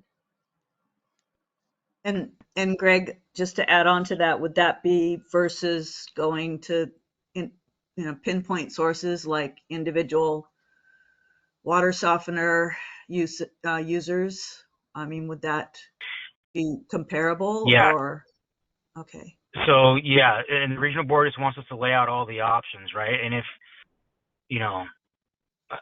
just from where I'm sitting today, it would be much easier to go and convince somebody to swap out their softener than it would be to build an RO facility at your wastewater treatment plant. There's other options for folks who have hard water issues that would, I think, have a better outcome for the district if you could get them to move away from that. And part of it, maybe you find with the survey that nobody's using these things and that's not really an issue, right? So the regional board wants you to look, holistically at where do you have a TDS issue? Because maybe it's just your groundwater source, right? Your groundwater source has probably got some TDS associated with it, right? And there's nothing, I shouldn't say there's nothing you can do about it, but maybe you'd have to drill all new wells in a different aquifer to get lower TDS water. That's an option, an expensive option, but they want to look at that. So there's, in your toolbox, you've got multiple options for decreasing the amount of TDS that you add back to the groundwater basin, and they want us to kind of outline those, and we'll drill into the few that make the most sense. Okay, thanks. We do have hard water here. It's a problem for plumbing in a lot of homes here. So. Yep. Is anyone, Gina, you have a question, comment? Yeah, just a question. When you're talking about a survey for the BWD customers, are you just talking about the wastewater customers or all customers? I would think that the cost would be different depending. Mm-hmm. Yeah, I think it's just going to go to the wastewater customers at this point because those are the folks who would be contributing the TDS to the wastewater treatment plant and ultimately to the groundwater basin. That's who the regional board's really concerned about. And I mean, we obviously test the water that we have that we're pumping out.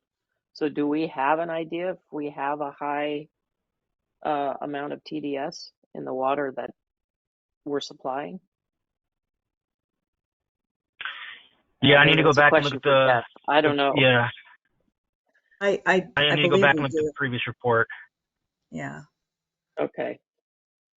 Because I don't think I'm seeing anything in this proposal that kind of addresses if it is just sort of not resulting from these the surveys from the customers and things like that.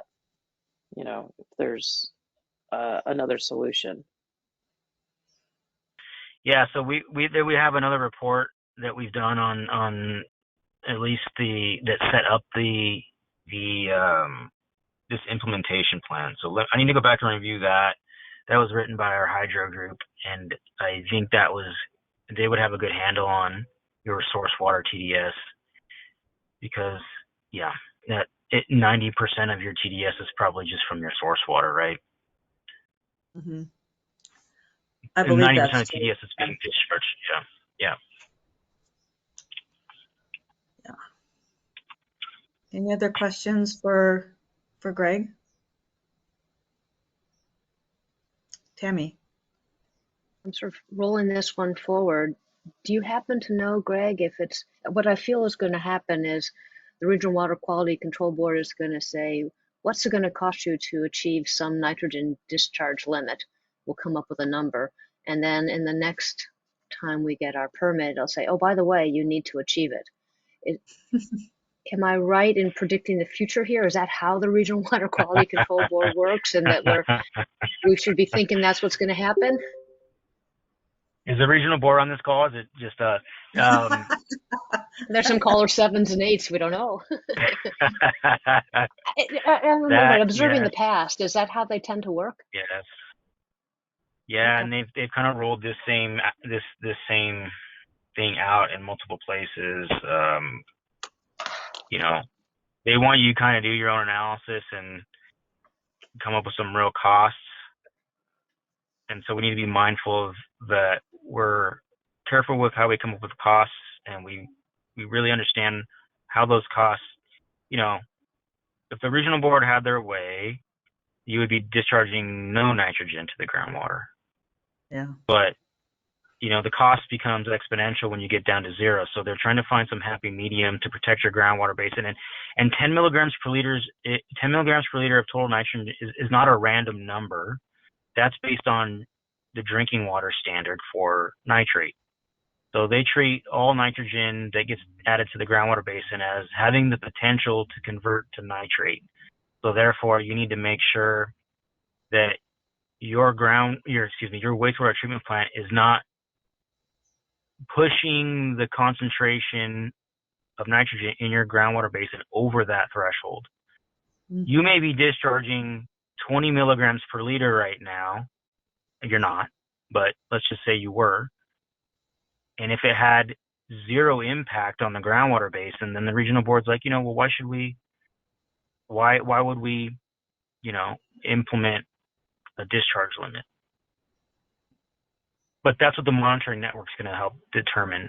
And we're going to look at your discharge rates right now relative to what's going on in the groundwater basin, up gradient and down gradient from the discharge site, just to get a handle on, what is that impact? And it's non-zero, but is it a concern, and does it need to be? Do you need to have a specific regulation? And in general, I would say that you're in a similar position as a lot of folks in this same region 7, where they're going through the same process of going through that evaluation.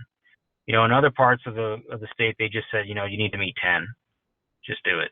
And it's really hard for a lot of plants to just do 10. Some folks have to do less than 10 because of their discharge location. So, yeah, Tammy, going back to your original question, that yes, I could see that being the logical, the unsurprising path that this goes, right? Is, they specifically want us to look at 10 milligrams per liter. Can you meet that effluent limit? And from our work earlier on the wastewater treatment plant capacity, it looks like, given the infrastructure at the plant now and your current flows and load, that you're right on the cusp of that. So any more flow and load in your existing infrastructure is going to need some upgrades, which costs money to remove more nitrogen. So that's kind of where we're at right now. Thanks, Greg. It's helpful. Yep. Any other questions? Gina, go ahead. Yeah, I mean, it sounded like our last WDR was 2017, so that puts us at 2027 for the next one, if it's a 10-year permit, or so this is something the finance committee should probably be starting to think about. There It's you exactly go. what you're asking, Tammy, because we're 6 years into this permit, so we're pretty close to the new one. Yeah. Good point. Anyone else have questions or comments for Greg, or in general? So we have a proposal before us. Thank you, Greg, by the way. Your explanations are really very helpful to us lay people. So Yeah, no problem. I appreciate it. So we have a proposal before us for doing these the work for the permit. They're proposing 3 different provisions, and for a total of not more than $75,000. Obviously, if it's less than that, that would be great, and if it's turns out that there's more work to be done, they have to come back to us. But the total for the work that DUDEC is proposing would be as much as $75,000. So I need a motion. If we agree on this, we need a motion, and at least get that on the. Okay, thanks. We need a motion to have them carry on with this proposed task. So moved. I move. I second. Okay. Director Moran has moved and Baker has seconded. Any discussion? Okay. I'm going to call the roll for to approve this proposal. Director Baker? Aye. Director Duncan? Aye. Director Johnson? Aye. Thank you. You're back. Director Yes. Moran? Aye. And I also approve. So the motion carries, and we'll have DUDEC go forward with these proposed tasks. Okay. Great, thank you. We'll get started right away. Yeah, thank you, Greg. I appreciate you being here today. No problem. Thanks for your time. Thanks, Craig. Thanks, And Jeff. We'll catch up soon. so before we go on, I wanted to, Trey, you put a couple of things in the chat, and I'm not real clear on TDS in the water. What's the normal level for TDS, and could you speak to the influent, the 510 milligrams per liter? Sure, You're there President too? Dice. President Dice, can Yeah. you hear me okay? Yeah. I would love to hear a little bit more about what you put in the chat. Yeah, those were just the numbers that Greg was looking for in terms of the source concentration to the wastewater treatment plant. So when you actually pump groundwater from the basin, from all the wells, you're getting an average of about 333 milligrams per liter. Some wells are less, some wells are more, but on average, in that initial report that Greg was referring to, we came up with 333 milligrams per liter. And then over a period of time, and I think this was like around 2017 to 2020, it's been a while since we've looked at this data already. The average influent to the treatment plant was 510 milligrams per liter. So that gives you some sense, roughly the increase as a result of people using water in their homes, washing dishes, etc., and then the discharge that goes to the plant. It's around, a little less than 200 milligrams per liter. I don't know if Greg is still on the call, but that Yeah, I'm still here, Trey. Yeah, so that's and Greg can confirm, but that suggests that your increase in salt load due to indoor use within Borrego Springs is within typical range. There's nothing there that suggests that you've got a huge issue, but I would love to have Greg weigh in on that as well. Yeah, that's absolutely a 200 to 300 milligram per liter increase over source is typical. So, there's only so much you can do, right? You can't ask people to stop eating, right? They need to eat. They're going to add salt. Your body is like a big evaporator, plus you're adding some salt just through your food, right? So that's completely normal and to be expected. But what the regional board kind of wants to make sure is there's no low-hanging fruit in terms of minimizing that discharge, meaning, in some cases, you've got a big industrial discharger, right? That's, we found in places where there was an unpermitted fish processor dumping brine into the sewer, right? That's not the case in Borrego, but the regional board is applying the same analysis across the board. So that's why they have you do it. You may not have anybody using water softeners. This may be completely from, like Trey said, people washing dishes, eating French fries, that type of thing. Yeah, most of our sewer system comes from businesses along Palm Canyon Drive, and then of course we have the rest are local residents. So Yeah, and not so you may have a every, couple businesses. yeah. You may have a couple businesses that are contributing 60% of your TDS load to your plant, right? And so it makes sense Right. to make sure that they're doing everything they can to minimize that, right? Whether that means, putting trash in the dumpster where it belongs rather than putting it down the garbage disposal and sending it to the plant. So simple stuff like that. Yeah. So just curious, is 333 milligrams per liter considered a high level of TDS in water? No, it's beautiful water. Oh, a lot of excellent. people would love to have TDS water though. Okay. Thank you. Just that answers all my curiosity.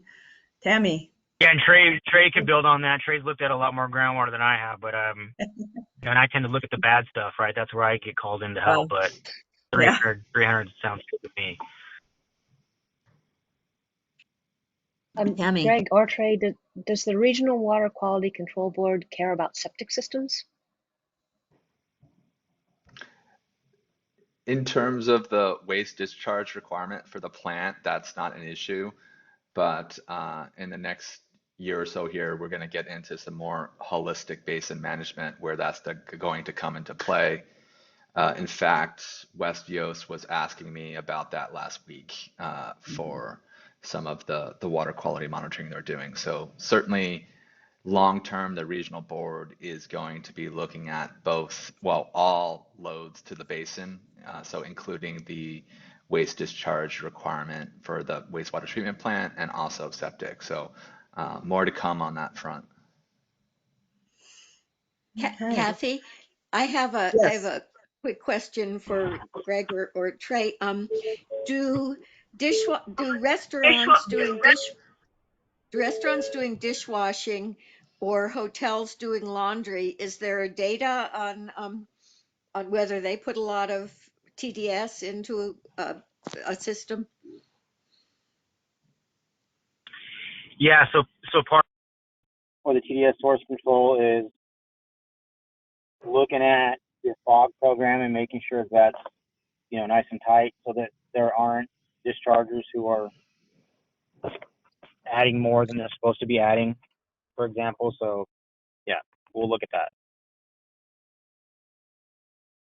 Thanks. We're liable to have a big bloom this spring, which impacts our visitation and water use and wastewater flows. I've heard from folks at BWD, those big blooms and visitations impact hugely our operations. Yeah. Thanks, Diane. Anybody else before we move off of this topic? All right. So our next item is 2G, change order number 1. Mr. Dale, I imagine this is your topic. Good morning, board. Good morning. Can I get the, Esmeralda, can I get the screen share? Let's see. And for Gina's benefit, Mr. Dale, David Dale is our engineer for BWD. How do I do this? Is it entire screen? Oh, sure, needs to turn it on for you. Oh, by the way. It came up here. Choose what to share. Entire screen? Yep. Oh, that. Okay, there we go. Okay, here we go. Okay, so we've been working with staff and the contractor on the tank replacement project. And so a few things have come up in the past month or so, and we tried to get this to your last board meeting, but it didn't get all the information in time. So we're bringing it to you today, and also the next item is change order number 2 as well. So actually, I'll just do a quick share of some of the pictures so you can see what the status of the project is. This is the twin tank location, and if you can see the fence behind here, the little orange fence, that's installed so that we can protect the native vegetation. Our new director, Gina, might be interested in that. When we were doing the design of the project, Parks came up and they specifically requested that we protect this vegetation behind the tank here. So that's happening. The contractor is currently working on the pad elevation here, as you can see, doing half of it here, and then once that half is completed, it'll move over to the other half. And so this is one of the old twin tanks, as you can see. It's been demolished. It was in very poor condition, so that will be removed shortly. This item is the altitude valve.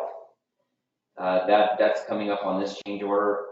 Basically, what we're looking at, this was not included in the original project because we were planning on trying to reuse this old valve here, but now that we see how the project's going and that will very likely be within our contingency funding, we went ahead and requested the state to approve us to replace this valve here on both the Rams Hill and the Indian Head tank locations. Basically, what this valve does is it turns on and off automatically based on, if you see this little tube coming through here, that tube measures the pressure in the tank, which basically is the level of the tank. And when the level of the tank gets too high, it automatically shuts off. And that keeps the water from overflowing and wasting water under the ground. So it's a very important tool that we use. So we go ahead and requesting to go ahead and replace this valve. They're fairly expensive. I think this one is going to be around $27,402 installed. This is an 8-inch here, but we're upgrading to 10-inch because the 10-inch pipe is coming into the new tank. And it won't. The new pipe will not come on the bottom anymore. The new pipe inlet will come up the tank and in the top, and then the outlet will come out the bottom on the other side. So it's a new configuration. So that would be that. This here is the new pad for the Rams Hill. It's being built right next to the old. See that this is the old tank right here, and this is the new pad. So working obviously. Alan, our operations manager, recommended that we leave this tank in service, which was the best idea. So we're leaving that tank in service and installing a new tank right next to it. And staff has been really good working with the contractor. I'd like to take a lot of the credit for how well these projects go, but I really can't because the credit goes to staff because they work so well with the contractor. We had a water pipeline, for example, project where staff would work with the contractor if in case they needed a fitting or so, they would let them borrow a fitting, and then the contractor would replace it. Those kind of things really make projects go much, much smoother instead of like that controversial us against them type of attitude that makes projects go awry sometimes. No, our staff works really, really well with the contractor. In this case, they're helping them. I think I have a picture.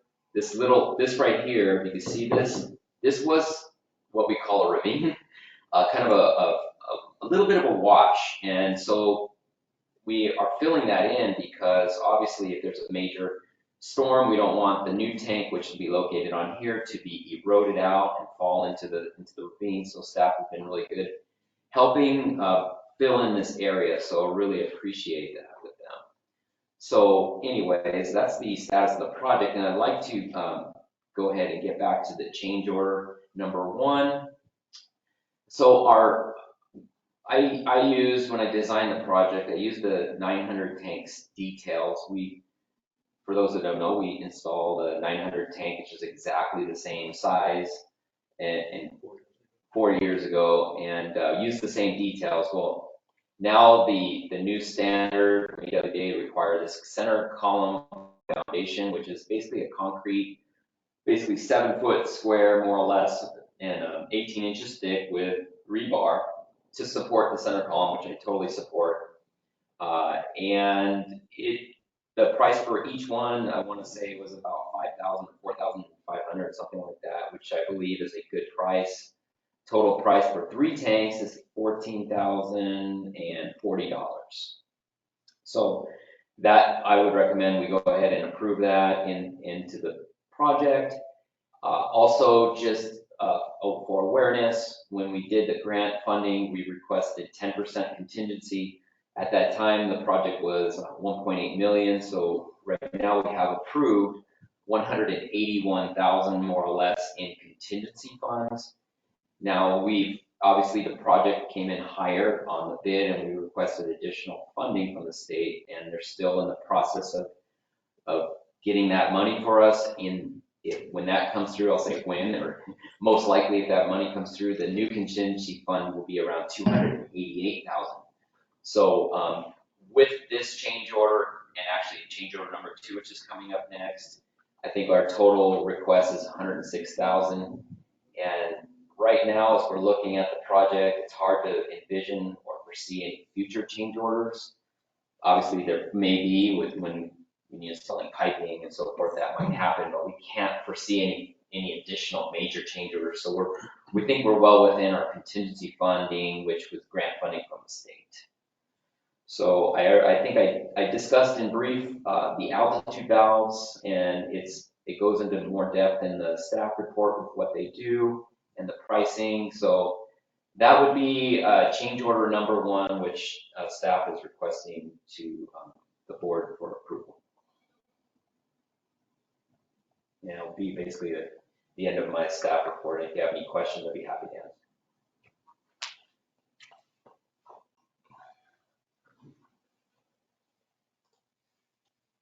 Sorry, I muted myself. Did you want to go ahead and talk about change order number 2? I think we need to go check with your attorney, but I think we need to go one at a time. Okay. All right. So you're feeling pretty confident that the state is going to fund this project for the full amount, the $3 million? I've been in contact with the state, and they're working on it currently. They don't have any issues. I think if it wasn't going to be approved, they'd already had expressed concerns, and I haven't heard any. But I defer to Jeff. That's accurate. It's never over till it's over, till we get that final agreement back from them. But kind of getting back to Tammy with the appropriation money and when can they take it back, and when is it a sure thing? So yeah.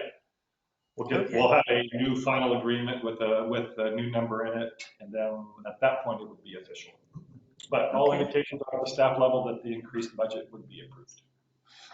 And then the staff did already approve the column pipe as a reasonable change order, and I think technically they still haven't gotten back to us yet on the altitude valve, although it's a standard appurtenance to a tank. Virtually every tank has something unique we're asking for. So we just haven't heard back the official answer yet on the altitude valve, but yes, on the column pipe. But once again, we're not expecting there to be an issue with the altitude valve, because once again, that's standard. SOP. I did get an email from the state approving basically what's on change order number 1, which is the footings and the altitude valves. I got a verbal on a change order number 2, but not an official touchdown. Thank you. Okay, so we have a change order for $66,344 in front of us. It's well within the contingency money that was part of the grant. So do I have any motion to approve this change order? I so move, but I also have a question. Oh, well, we'll put the motion on the floor and then we'll come back to you. Is anyone second? We have a motion on the floor, second for, sorry, who second? That was Gina? That was me. Okay. Yeah. Okay, the motion on the floor is to approve the change order for $666,340. Tammy, you had a question? Yeah, Dave, thanks for the pictures. Love the pictures. Yes, it really helps. Yes, absolutely. Question is the reference to SCADA.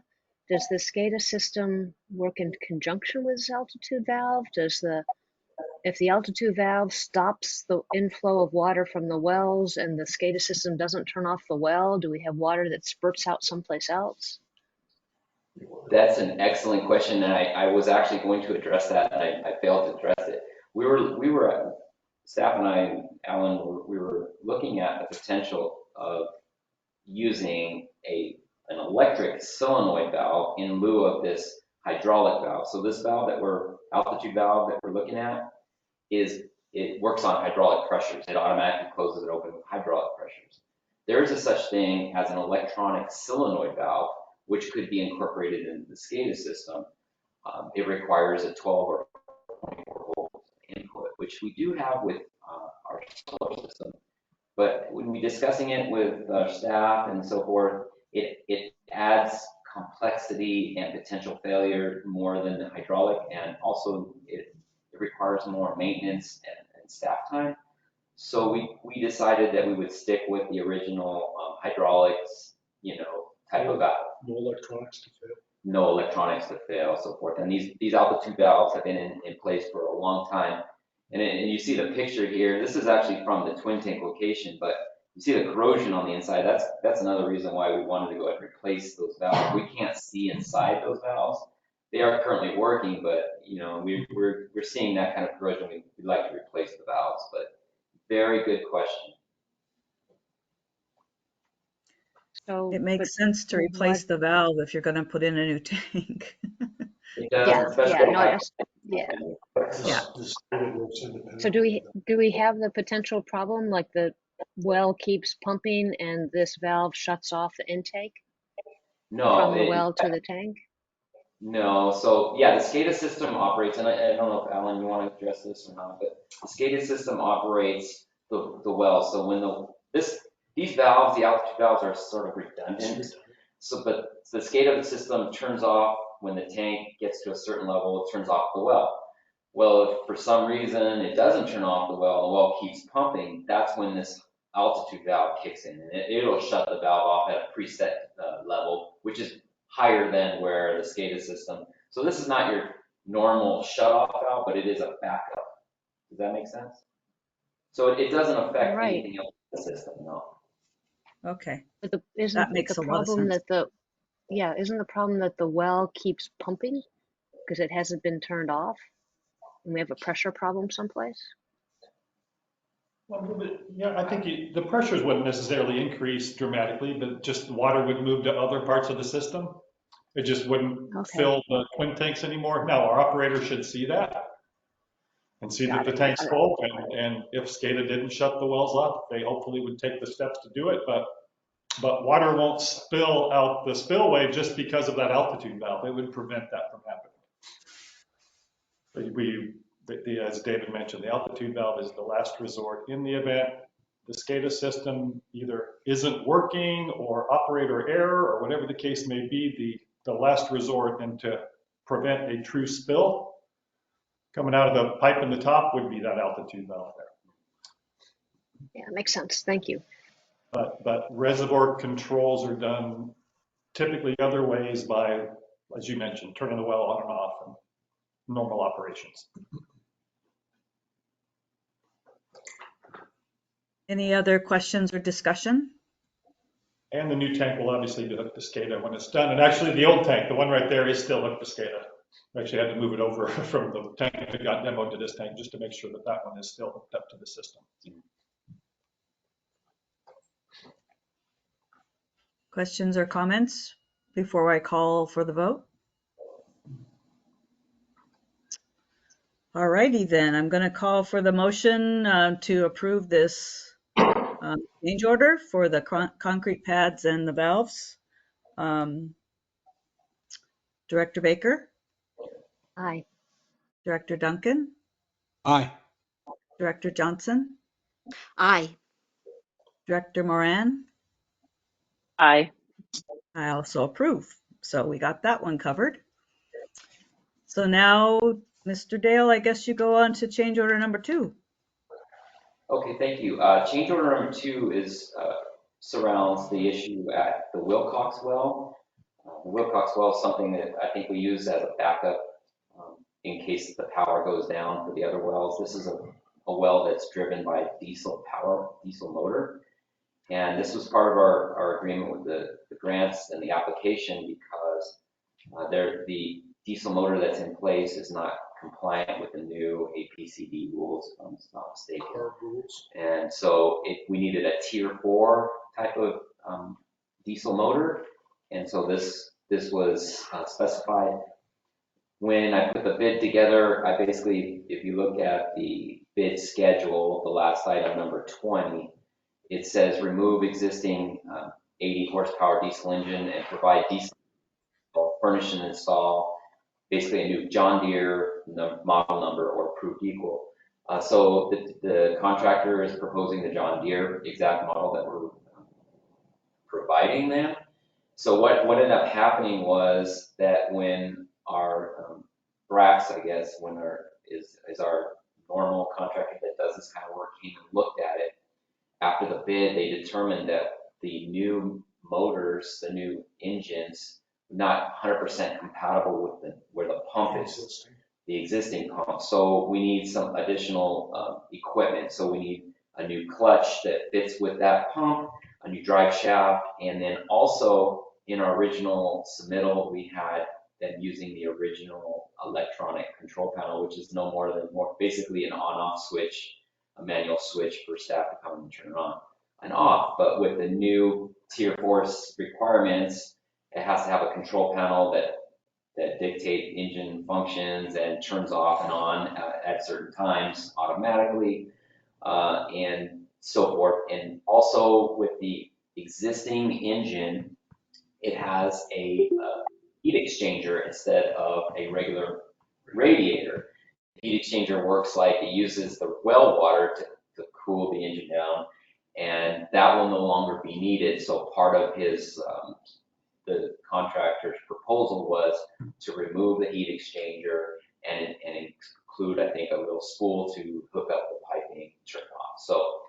So that was additional. We feel like that work is additional, but again, as I mentioned before, staff volunteered to do that work, so that would save the project about $16,000, and it's not much work on their part. And again, I thank you, Alan, for that, saving the project some money on that.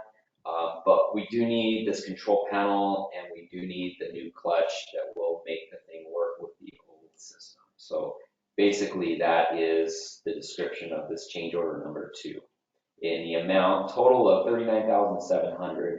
And as I had mentioned before, the total of the two change orders, 1 and 2, is about 106, if I'm not mistaken. And this will not result in any additional contract days. Great. So do I have a motion to approve change order number 2? I move that we approve change order number 2. Okay. It's been moved. Do I have a second? I'll second it. Thank you, Dave. Any discussion or questions about change order number 2 before I call for the vote? Any comments from the public?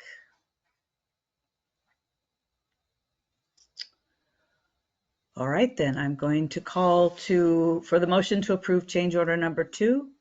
Director Baker, Aye. Director Duncan, Aye. Director Johnson, Aye. Director Moran, Aye. and I also approve. So you have permission to go forward, Mr. Dale. Thank you very much. And I agree with what Tammy said. I love seeing the pictures. It really helps us see what you're working with and what the issues are. And it's just fun in general. So thank you for that. Just a quick comment. When we began this discussion, I don't know how many years ago, was not long after I got on the board. We were only looking at a tier 3. This has taken so long that we have gone up to tier 4 in terms of emissions with the Yeah. state. It's taken quite some time. Yeah, now we have to have a really fancy thing. Yeah. Nothing moves as fast as we'd like to when it comes to grants and government. So, item 2I is the notice of exemption for the wastewater treatment plant monitoring wells. Mr. Poole.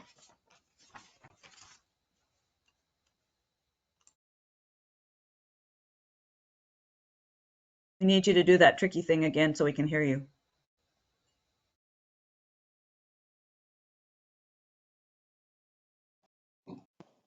How about now? Cool. That worked, huh?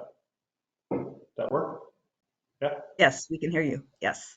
Well, let's see, we need TDS, nitrogen, and new monitoring wells as part of our discharge permit. TDS and nitrogen studies and monitoring wells as part of our discharge permit. Once again, thank you, Tammy and others who helped. Kathy Milky's on the phone here, who helped get all the various easements and documents needed to allow for the temporary construction and access and all the other documents needed to actually allow the project to proceed. This is very important. It's part of our discharge permit. And so now that we're getting close to the point of construction, and maybe in the next board meeting or two, you'll see a bid package potentially. I think we might be that close to having the bid package ready. But obviously we need to complete the environmental review. We're a public agency, we must do that. And we would do it anyway. It's the right thing to do. So in this case, our environmental consultants, DUDEC, determined a notice of exemption is the appropriate environmental document in this case. And they put together a comprehensive, we did at least one, maybe two field visits where they come out and look at the environment and see if there are any areas of concern. And that was all documented in the notes and in the information that was provided as part of the notice of exemption. So this would, in essence, allow the district to continue with construction. And then it would also meet a very important requirement for our grant. Like I say, we would do CEQA anyway, but since this is grant funded, you know, boy, at the top of the state's list when they're looking at reimbursing us for projects, right there near the top is, have you completed CEQA? So this would be the statutory and legal requirements for the district, as well as meet the very important grant requirement, so we would be reimbursed in the future. And you need us to approve the notice of exemption? And then we'll file it. Yeah. I'm sorry? Yes, and then we would file it and move Okay, on. okay. I'm curious, do we know how deep the monitoring wells are going to be? 2 level, 40 foot and 100 foot. Okay. So they're, gosh, they're either nested or paired. I should remember, nested. Nested. Yeah, 140 and 100 foot depth. Okay. All right. So you've hopefully you've had a chance to look at the CEQA document, the notice of exemption. So if there are no objections, I would entertain a motion to approve the NOE. So moved. Thank you. Do I have a second? Diane seconds. Thank you, Diane. There's a motion on the table to approve the notice of exemption for as the CEQA notification. Any discussion or questions about that before I call for the vote? Just out of curiosity, and maybe we don't know, somewhere like page 45, it said that DUDAC found a hazardous spill in 2000 and 2001. Just curious if anybody knows. That's a while ago. Just curious if anybody knows what that was. They were. You have any idea, Terry? Hazardous spill. What that's I referring think it to. was in the sink. It was hard to. Page 45. We'll find out. It's okay. I was just curious that we had hazardous spills here. Well, it could have been somebody dumping. We just, Yeah. that far back, it's hard to know for sure. We'll find out. Right. Yeah.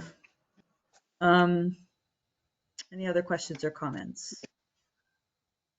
Anything from the public?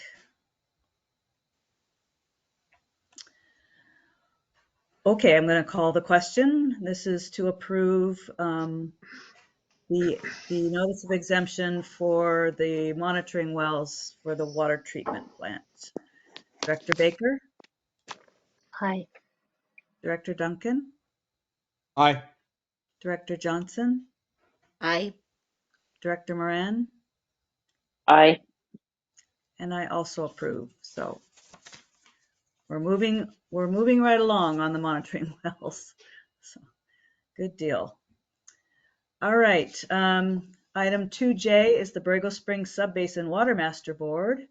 Mr. Duncan, do you have anything new to tell us? Well, as you know, there has not been a meeting since our last meeting. The next meeting of the Water Master is on February the 9th, Thursday, the 9th. So Mhm. tune in. I did have a call yesterday with Sam to discuss the February agenda. And as I had indicated last meeting, there will be a discussion about the future management actions or management programs as listed in the groundwater management plan. Mhm. In particular, I want to give staff direction to begin to explore the water quality optimization program that's indicated there. Sam made some very interesting comments that she's had some pushback on those future management items. She didn't identify the characters, but one suggested to her that the groundwater management plan was not part of the judgment, which is just ridiculous. Mm-mm. And two, that whatever future management plans that we might undertake need to be paid for by grant funds. And there's nothing in the judgment that says anything close to any future management action be specifically funded through grant funds and not through pumping assessments. So I think both of those are going to fall on deaf ears if they do come up in the meeting.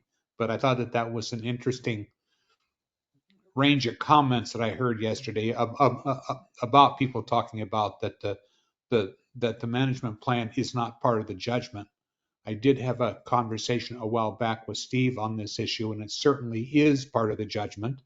And Mhm. we did submit, as we were required by Sigma, a management plan to DWR. So there are things that we have to do, and things we have to do whether or not we get grant funding. So that may come as a surprise to people, but we are going to move ahead and scope out what those management actions might be, and we'll go from there and see what happens. I would think that if something is in the groundwater management plan, you're right. I don't see how that would depend on grant funding. That seems like have to be part of the assessments for um, the water master. Yeah, there is no way that in the original sustainable groundwater management plan or the converted groundwater management plan was there any option in terms of funding. That's just ridiculous to even make Yeah. that statement in my mind. That it's not, we don't have an option whether or not we get grant funding or any other outside source of revenue to fund those programs. It's But it sounds people like have, continuing efforts to keep the costs down, um, yeah, it is. cost of pumping down. Yeah. I would agree. Yeah. Well, That's all I've got.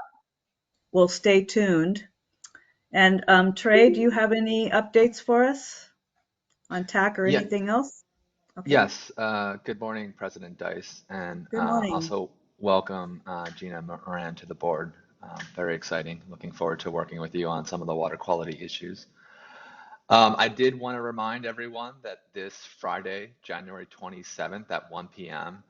at the Steely Bernand and Anza Borrego Desert Research Center is an environmental working group meeting that will be at 1 p.m. and that is both in person and a virtual meeting.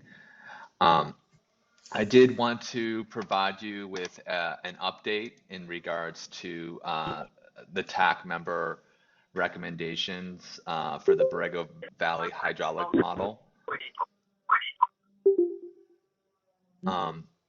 We do have preliminary results that will be presented at the next board meeting.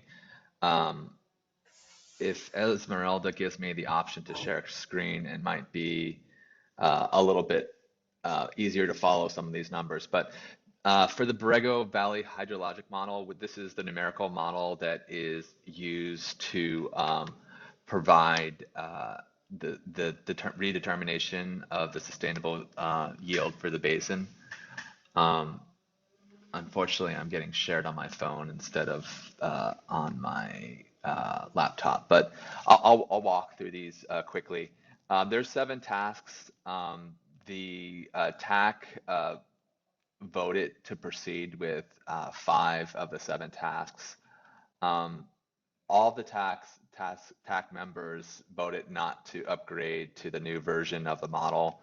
That was about $80,000. I think there's just a lot of uncertainty with how much that's going to cost to do and what bugs. We think there's going to be bugs in either version of the model, so it's kind of starting from new. And all the tech members were fine with just using the older, and it's the model code that we're talking about. It's not actually any kind of data inputs into the model when I refer to the new version of ModFlow.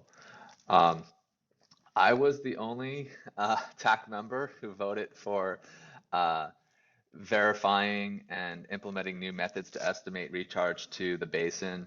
The other TAC members, including the county aware and the recreation member, all voted not to perform this task, which is roughly about $75,000. And um, it's out of all the tasks, it's probably not mission critical, but there is still some concern on how the USGS actually did the recharge estimates. There's very poor documentation in the model files and in the USGS report.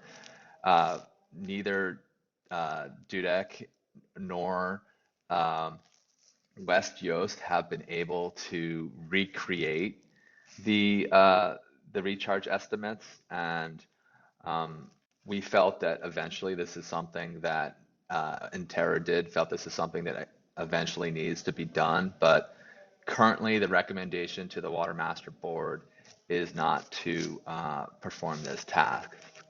So just to give you kind of a quick summary, the original water budget to do, or the original budget for the Water Master for water years 2023 and 2024 was approximately 181 or $182,000. The budget increase that's being recommended by the TAC currently is an additional roughly $166,000. So the total recommended tasks would be around $350,000. If we had included those other tasks that were considered, it would have been closer to $500,000. So there was some compromise on the budget. I think overall this is sufficient budget to redetermine the sustainable yield of the basin. I would like to continue to have some conversations amongst the tech members and West Yost about the methods to estimate recharge to the basin. Depending on how some of the other task items, how long they take to do and how much budget is expended, I anticipate there might be some budget left over. I think this is a fairly conservative budget. I've talked to a few modelers and they feel that they could, with this budget, look into the recharge issue a little bit further. But this will be presented at the next Water Master Board meeting for their review and consideration. And as far as I know, the funding for these tasks are going to be recommended to come from the grant. So there was that roughly $182,000 submitted in the original grant proposal. So the current TAC recommendations would likely take that up to around roughly $350,000 to redetermine the sustainable yield for the Borrego Springs subbasin. With that, I'll take any questions. And apologize for the technical difficulties. I'm working off of 2 devices right now. Okay, Trey, we understand about the difficulties of these kind of meetings. Does anyone have any questions for Trey? Tammy? Did the TAC discuss, so I gather the TAC voted for 5 changes. Did the TAC discuss what would happen if the board, the Water Master Board, does not approve the additional 165K? What they would do with the 182K currently budgeted?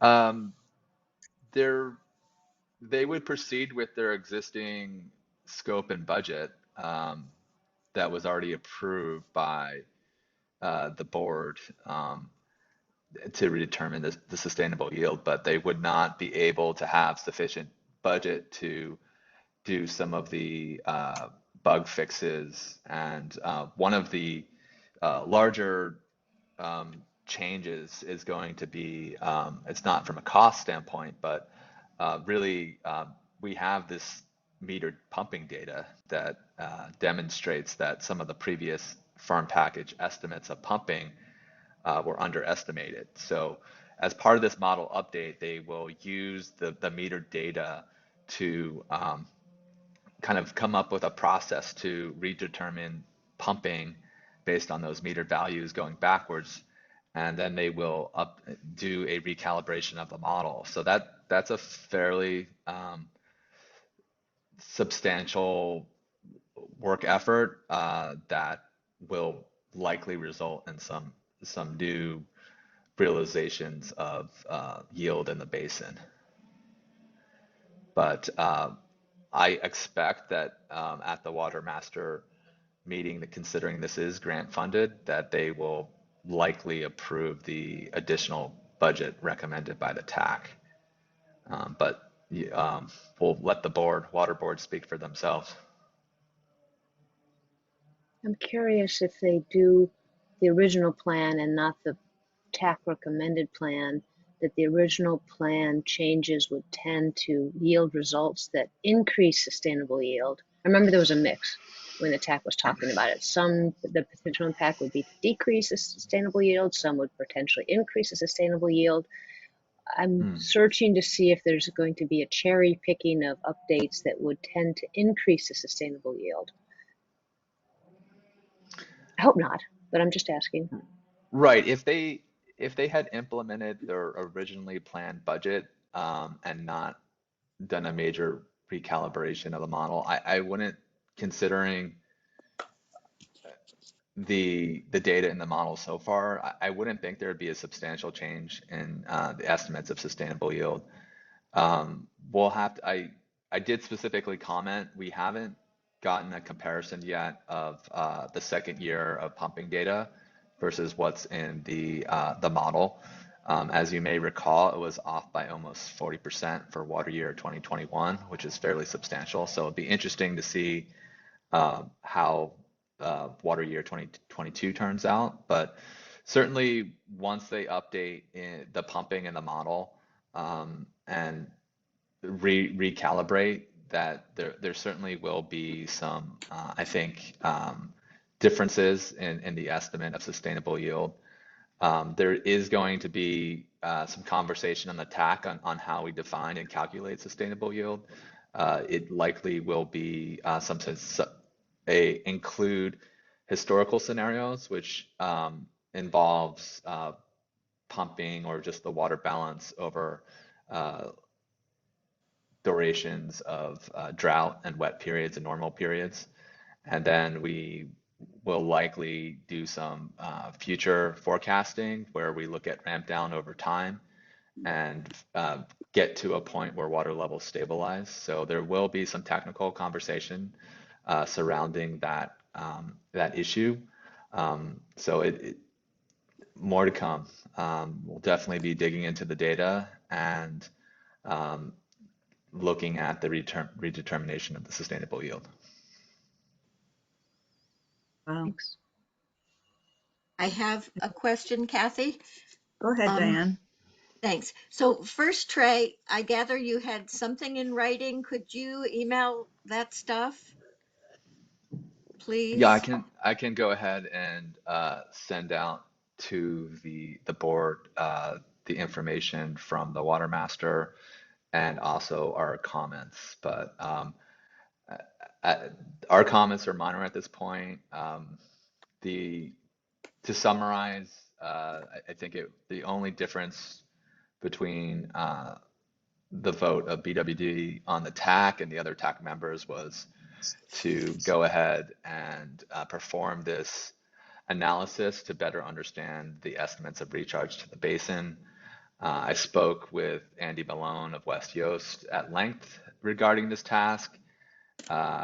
He seemed to think that it was, that it was necessary to, at some point in time, to do that work. Um, I don't think it'll necessarily completely change like an estimate of our redetermination for 2025, but I think at some point in time that work needs to be done. I guess we're punting it down the road a little bit, in my view. And I just thought that if we're going to be spending doing a model recalibration that costs $130,000 and doing an additional documentation and determination of sustainable yield for $138,000, that it just made sense, since the grant funding was available, to go ahead and do this recharge task for $75,000. In my Right. mind, it's like you're spending all this money. Why are you not doing the whole work pill? So that was my comment. I don't think it was necessarily deliberated at length in the meeting, but this time at least, like, they did give us an official tally of everyone's vote by task, and an overall tally of for all the tasks by board members. So it's very clear. I think they've listened and learned about the process issues of the TAC. So I have to commend the Water Master staff for doing that, because it's now, I think, much smoother. So I definitely appreciate that. But I think this recharge issue is going to just end up being a longer term conversation. And I think over the next 2 years, we can talk about it more. But one of my immediate comments as a technical professional would be that the estimate's not that defensible unless you do this work. You don't know how this has been calculated, and you're basing your determination of sustainable yield based on work of others that have not documented what they have done.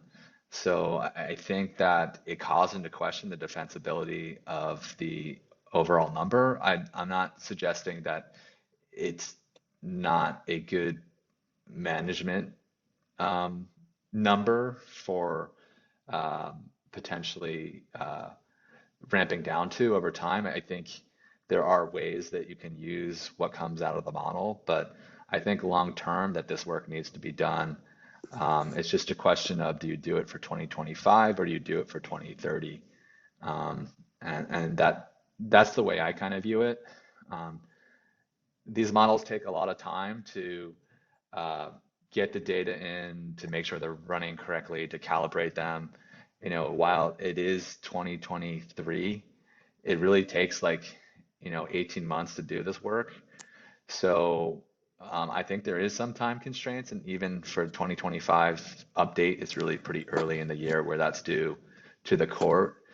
Right. So I think what they're proposing is sufficient for our management purposes and for what's required per the judgment.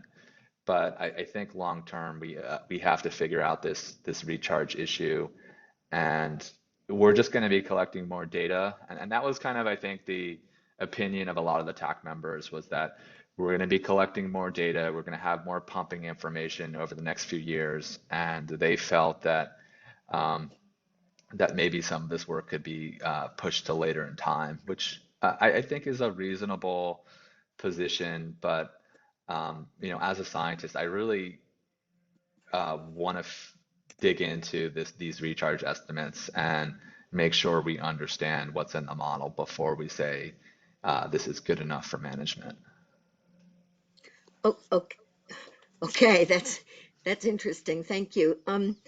I have two other questions. I remember you wanted Trey to look back further, to use the historical data further back in time than something that West Yost was doing. I think it was for the model, right? Is that Um, yeah, I think this was more potential corrections of pumping going back in time. So all the farm pumping was estimated in the model. We didn't have actual metered pumping, which we do now for water year 2021 and 2022. So my recommendation was to look at the water use factors that are developed through the farm process and potentially update that based on the actual meter data. So that is now going to be done as part of their model task. That wasn't necessarily in the original budget, but that work is now in the revised budget that's being put forward to the Water Master Board. okay? Good. But you did mention that the 2022 data has not sort of been run against the earlier estimates, right? And I assume it'll be West Yost who does that. Will that be done soon? Do you know? Yeah, I believe in the schedule they have that done by March of this year. February, it's in the February-March timeframe of this year. So we Oh, should have the results quickly. Water year 2022 went through September 31st of 2022. So they have all the data, and they have, I believe, put it in the annual report. There isn't one of the board packets, but I just haven't seen the comparison to the model estimate. Um, the previous year was off by 40% between right. the two data points, that being the actual metered versus estimated pumping on agricultural property. So it's definitely going to be interesting to see what the difference is in water year 2022. We just haven't seen that yet. Okay, but we should see it soon. Okay, Yes. thanks. Thank you. Anyone else have questions for Trey? Okay, so Trey, it sounds like the reason they did not want to look at the recharge, I mean, the main reason, right, that they didn't want to do it right now was the cost. I mean, Um, the other reasoning being they didn't feel like there was enough data yet. But I mean, what was the main driver for them voting against? I think cost certainly came into play. We had 7 tasks and they took out 2 of the tasks, which saved roughly $150,000. So I think there definitely cost came into play, but uh, in the memo, which is very nicely done by West Yost, they basically suggest that at this point in time, it would be better to collect data for the recharge task. And my question back to them, well, can you please, obviously we're collecting groundwater levels, but it was unclear to me what additional data they were referring to. If it's just groundwater levels, for recharge, we really have to know stream flows, so that there should be additional stream flow data collected. And I think I am going to certainly ask my fellow hydrogeologist what additional data they think needs to be collected to improve this task over the next few years. Okay, thanks. Does anybody have any final questions for Trey or Dave? Did stream flow data collection make it into the Water Masters Prop 68 grant proposal?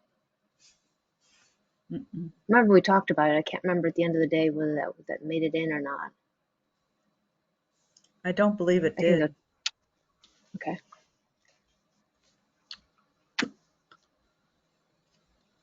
All right, thank you, Trey. Thank you. Keep us posted. We're always interested.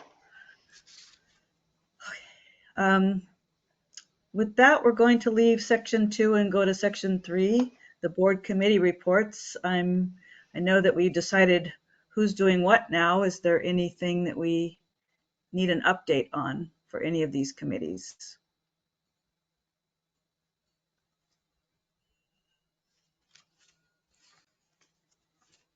Hearing a roaring silence, I'm going to think that that's a no. and move down to section 4, the monthly financial and operations reports. So that means Jessica gets to talk to us. Hi. Hello. Good morning, everyone. Let's see. Oh, I don't know, Esmeralda, if you want to go to page 53. Oh, there we go. She's letting me share. So Let me get this have down you here. and Let me close my door. It's really loud in here. Sorry. it is. What's going on out there? No. I don't know. Some sort of party. Have you and Gina met? Yes. Yeah, she's been by Okay, the office a couple times. So, great. yeah, so far so good. We're glad to have her along. Why isn't it sharing this? Let me share something else.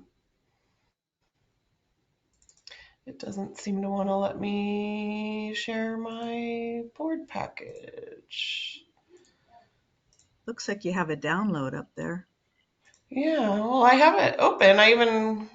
Maybe Huh. it's paused. I don't know. This is weird. Hmm. Okay. Sorry. That's Huh. okay. It won't let you open the file? It's like not recognizing that I have Adobe open. I'd probably have to restart GoTo. Oh, no. I'm sorry. Yeah, it's Share okay. something else. Screens? Entire screen? No? Huh. Because if I do this, you just get my desktop, but I have a thing open there. I'm not sure. I don't know, Esmeralda, if you want to bring it up and I can tell you what page, but all the finance reports are in there for November and December, Mm-hmm. since we didn't do. Well, hopefully the board members had a chance to look at all of that. Yeah, So this is has there never anything? happened before. Anyways, I'll give you the play by play. Okay.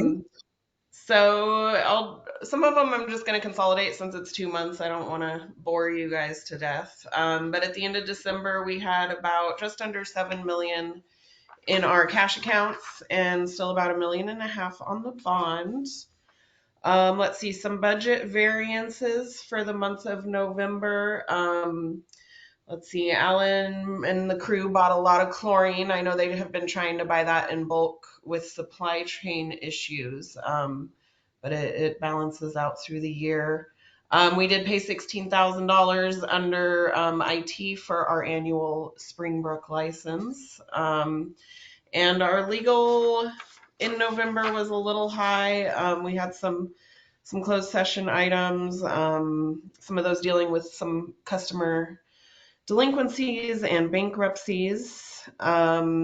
We also in November paid our $6,000 annual fee for our smartphone meter reading program.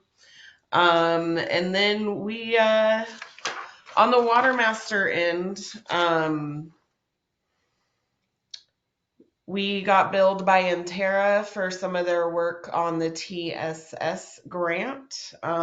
So for November, the bill was like $27,000. Ooh. Yeah, so I did talk to Trey about that. I guess some of it, I think, I don't know, Jeff said that I think we're supposed to pay it, but I'm not sure if we can maybe talk to them about helping us out. That's something I need to look into and read the agreement there because that was not budgeted. But on the stipulated legal expenses, we're a lot under our budget for the year. So, so I think if we do eat it, we can pay it out of that budget. And then in December, let's see, we did some work at the lift station. So our R&M for the wastewater function was a little high. I know Roy mentioned before, we had some break-ins at the lift station, so we did fix the fence. There were some holes and some parts that needed to be repaired. He also had some controllers replaced at the wastewater treatment center. So he's still well under his budget for the year. So even though he went up in December, it was all needed. We paid our annual State Water Resources Control Board dues, which were in the $20,000 range, and our aqua dues, which were in the $14,000 range. So we had a lot of big expenses the last couple of months, but overall for December, our net income was 219,000. Our revenues for December were real good. So next meeting we can go over the sales and get a little more detailed on that.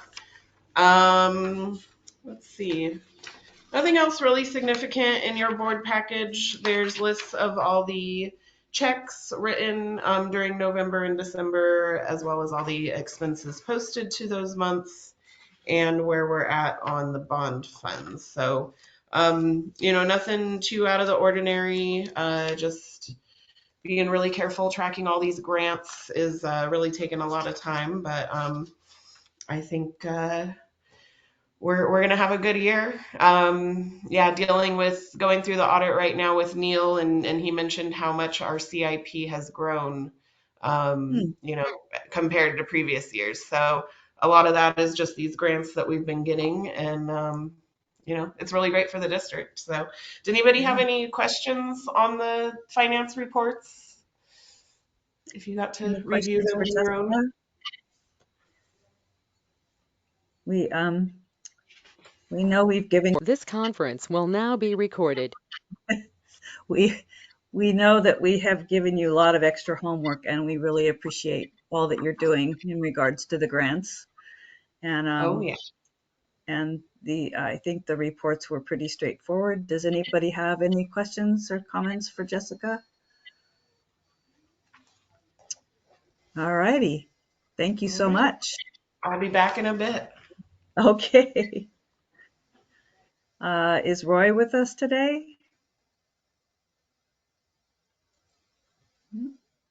There were some wastewater operations reports in your packet, so you should have seen those basic ones. Yeah. I'm surprised Roy's not here. I know he was going to kind of bring the board up to speed on some relatively high flows at the wastewater treatment plant. Yeah, I saw those. Gina and I were out there doing our tour last week, and Roy mentioned, I don't have the numbers in front of me, like 120-ish was the peak flow one day. I think it was 190. It was 190. high. Okay, there we go. It was a big flow. 100, no, you're right, 120. It was over New Year's weekend. It was really amazing. So flows are picking up, but that's about double normal. I think we calculated 64,000 gallons a day was about the average daily flow. And the flowers haven't bloomed yet, so it'll be a fun Well, they're spring. blooming. I think, people keep talking about the super bloom, but we forget that they've been blooming all along. And there are people, the town is busy, but, people keep saying, when is the real bloom happening? So that's it. Okay, Anyway, and water production. We were up there visiting Roy last week. All is well at the wastewater treatment plant. Good. Roy does a great job. Oh yeah, the peak flow is 109. There we go. Yeah. So, and the water production, I think we saw those as well. Alan is here for that one too. Okay. There you go. Oh, am I on? Alan's going to bring us up to date on what he's doing. Good afternoon, everybody. Or I guess it's Alan. Anyway, almost close to it. I know my stomach's telling me it's lunchtime, that's for sure. So we got a couple of items to report on, just to bring you guys up to speed what's going on. We are making good progress on our tank sites, the tank replacements. As David mentioned earlier, the Ramshill 2 site is nearly completed. The contractor's got the pad up to grade. All the compaction testing's been done. As David mentioned, myself and the crew are spending some extra time to fill in decent sized ravine up there just to provide some reinforcement and flood control protection for the new tank. Everything's going great. The contractor's now at Twin Tanks site doing the recompaction work of the pad. He has to dig about 36 inches of soil out and then moisten it and recompact it. And David said he's about halfway done with that. I haven't been up there for a day or two. But once that's completed, then they'll be at sort of a standstill until the tanks arrive. My understanding is they're building or nearing completion of the Twin Tanks tank, the tank that's going to replace the two. It's nearly completed, so that'll be the first one they start on. That's per my request. And then they'll may simultaneously or shortly thereafter, they'll start on the Ramsey tank.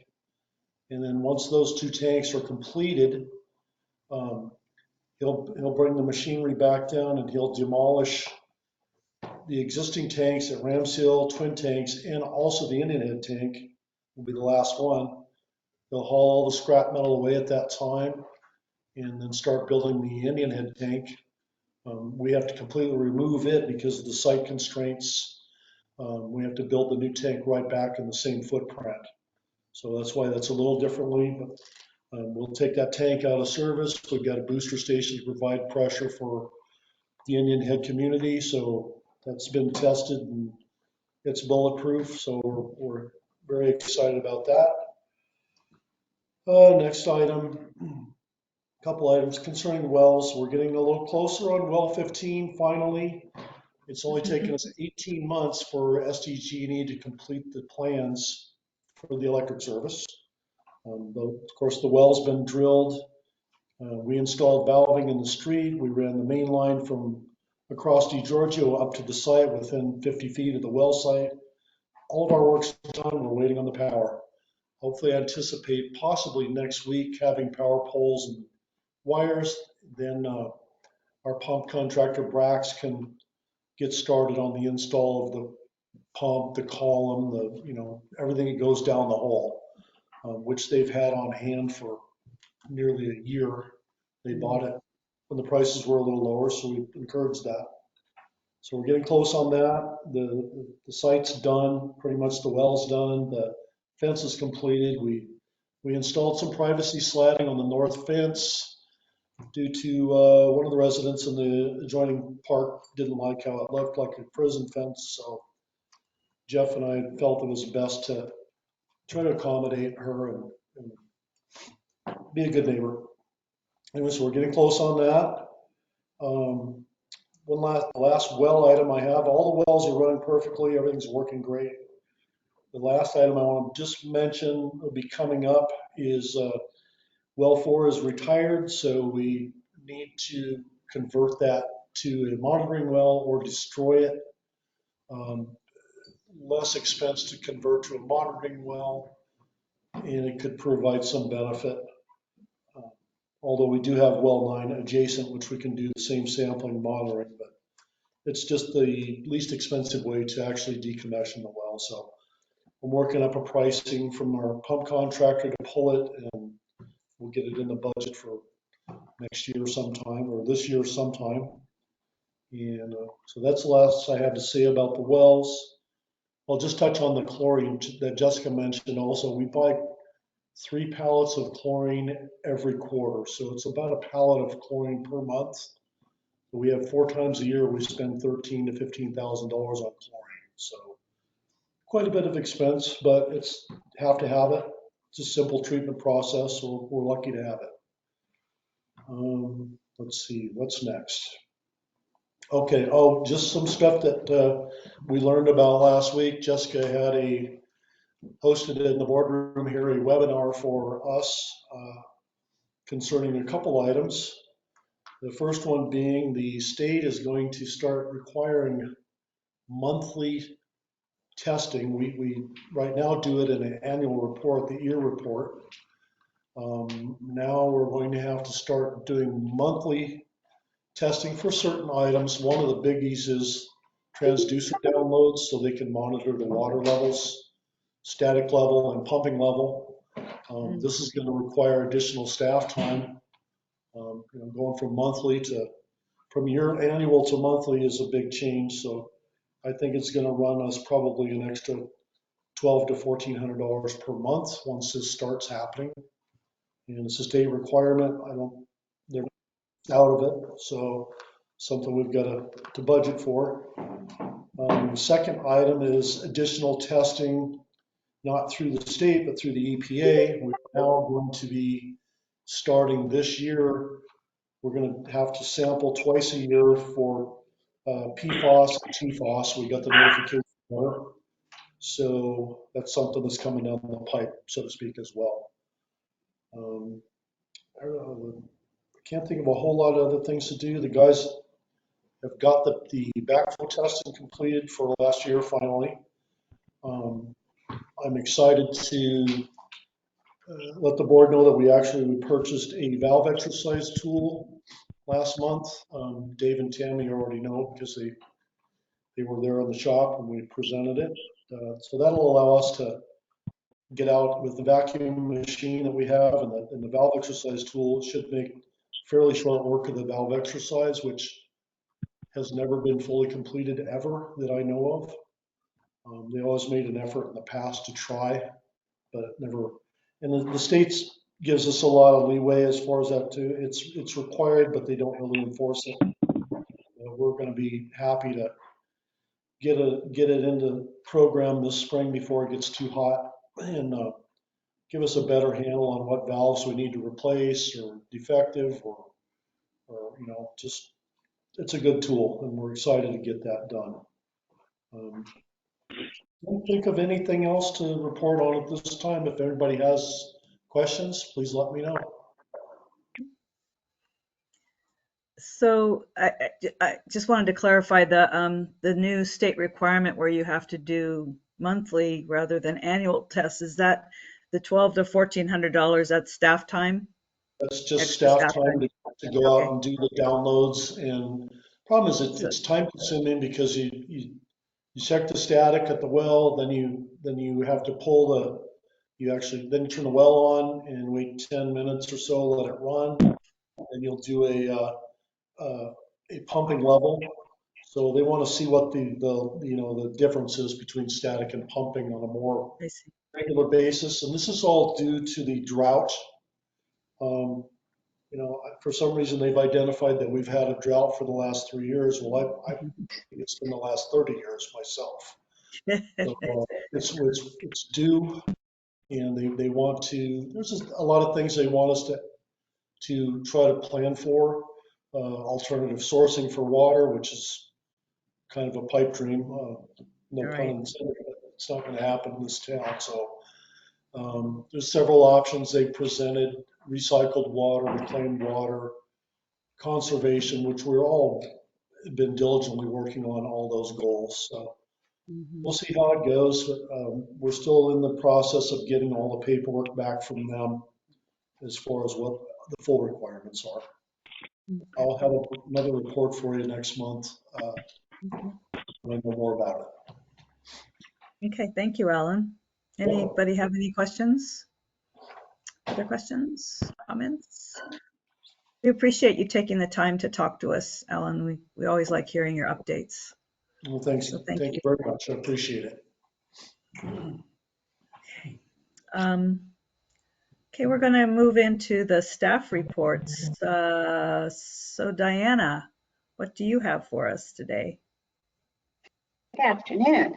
Hi. Right afternoon. It is. Long meeting. Yeah. I'll try to be brief.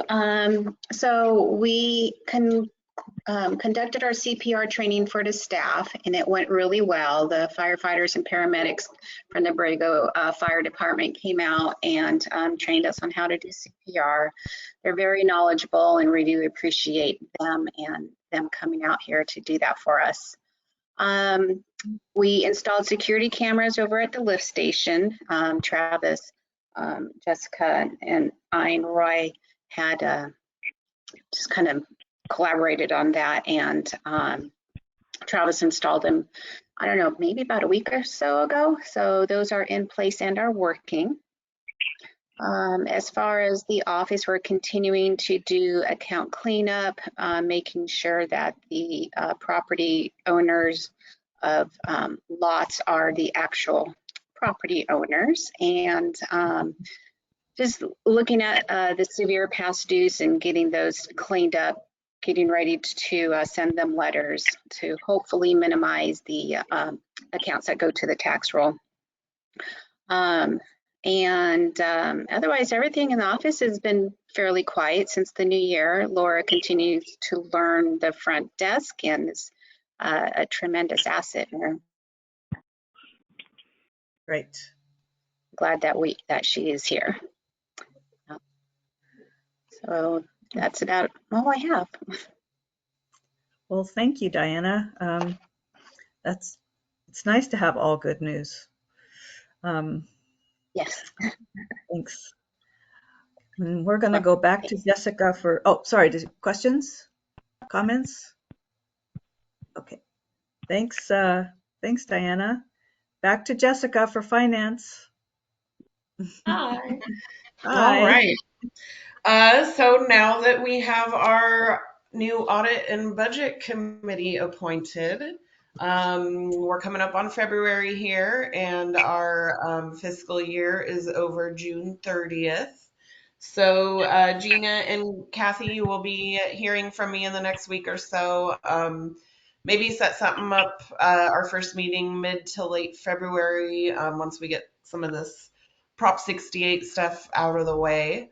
Okay. And Gina, I can forward to you. I had put together some introductory materials for Paul when he was new on the board, just kind of an overview on how our finances work and our schedule for budgets and audits and things like that. So you two can expect to hear from me soon on that.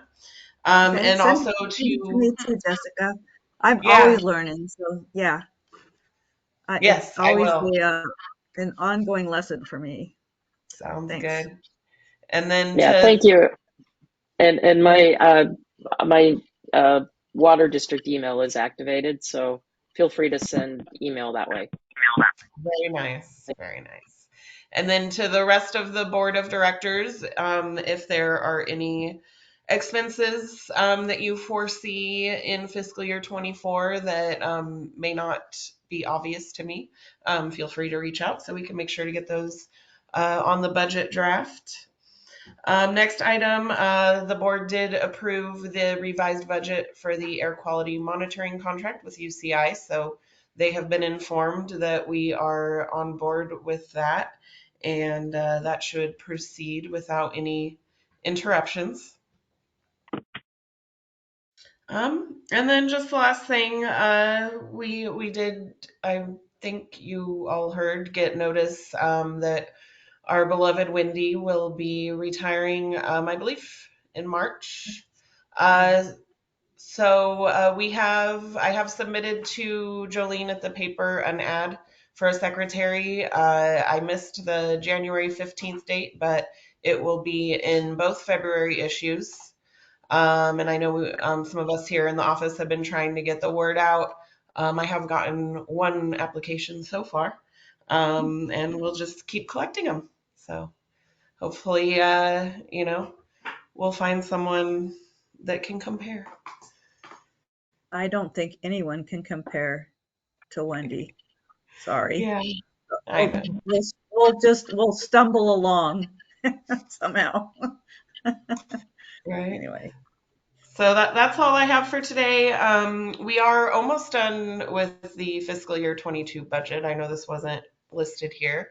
I know there was some concern about the January 31st deadline for the state controller's report.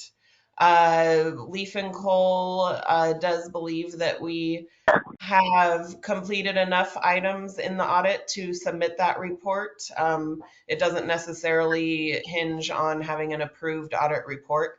So they're going to go ahead and submit the numbers as close as they can. And if we need to make adjustments in the next year, we can always do that. But we do anticipate filing that on time. Also, all of our bonds have been reported, those reports. So we have our two outstanding debt service instruments, and then the ones with the CFD. Those state controller reports have all been submitted, so we're good to go on that. And that's all I got. Any questions? Anything for Jessica? Thank you once again for all your hard work and spending the time with us this morning. Thanks. Of course. Thank you. We'll see you a little later. Now we see if Mr. Dale has anything more to say to us about engineering.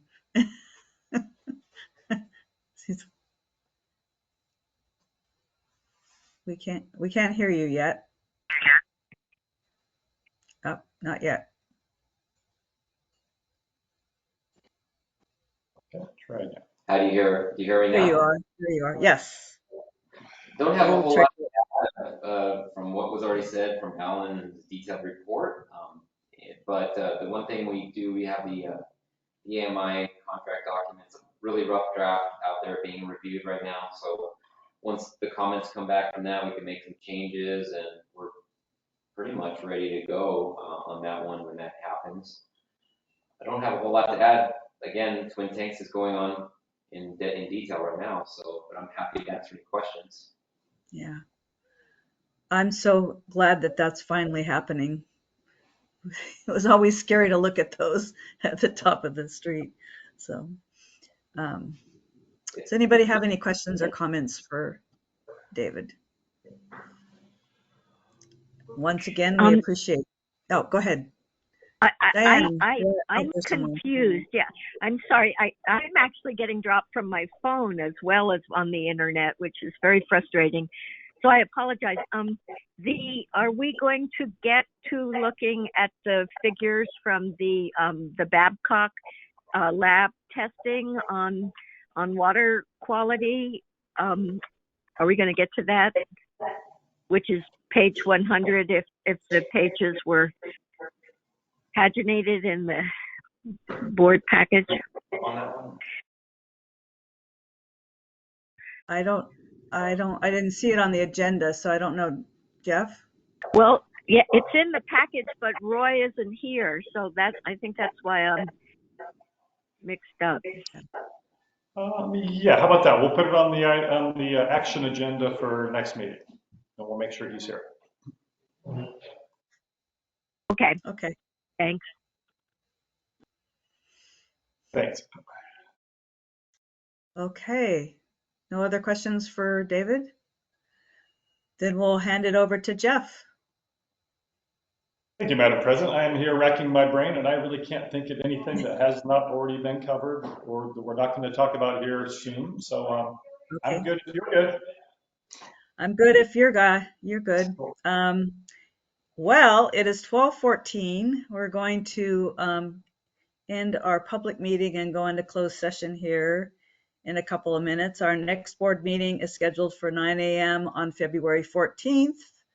So bring your hearts and flowers with you. What does everybody need? 10 minutes to like 12:20? How about 12:25? Is that okay with everybody? Alrighty, so we'll go into closed session, and you'll find that on the email that Esmeralda sent us, Gina. Gina, I'll make sure you have one, okay? I'll just make sure it's a kind of a separate email that has links to the open session and the closed session. So I'll just make sure you got that. I'll send it right now. Okay. Thank you, everybody. Bye. Thank you, everyone, and we'll see you in a few minutes. Okay. Can we get a flat screen?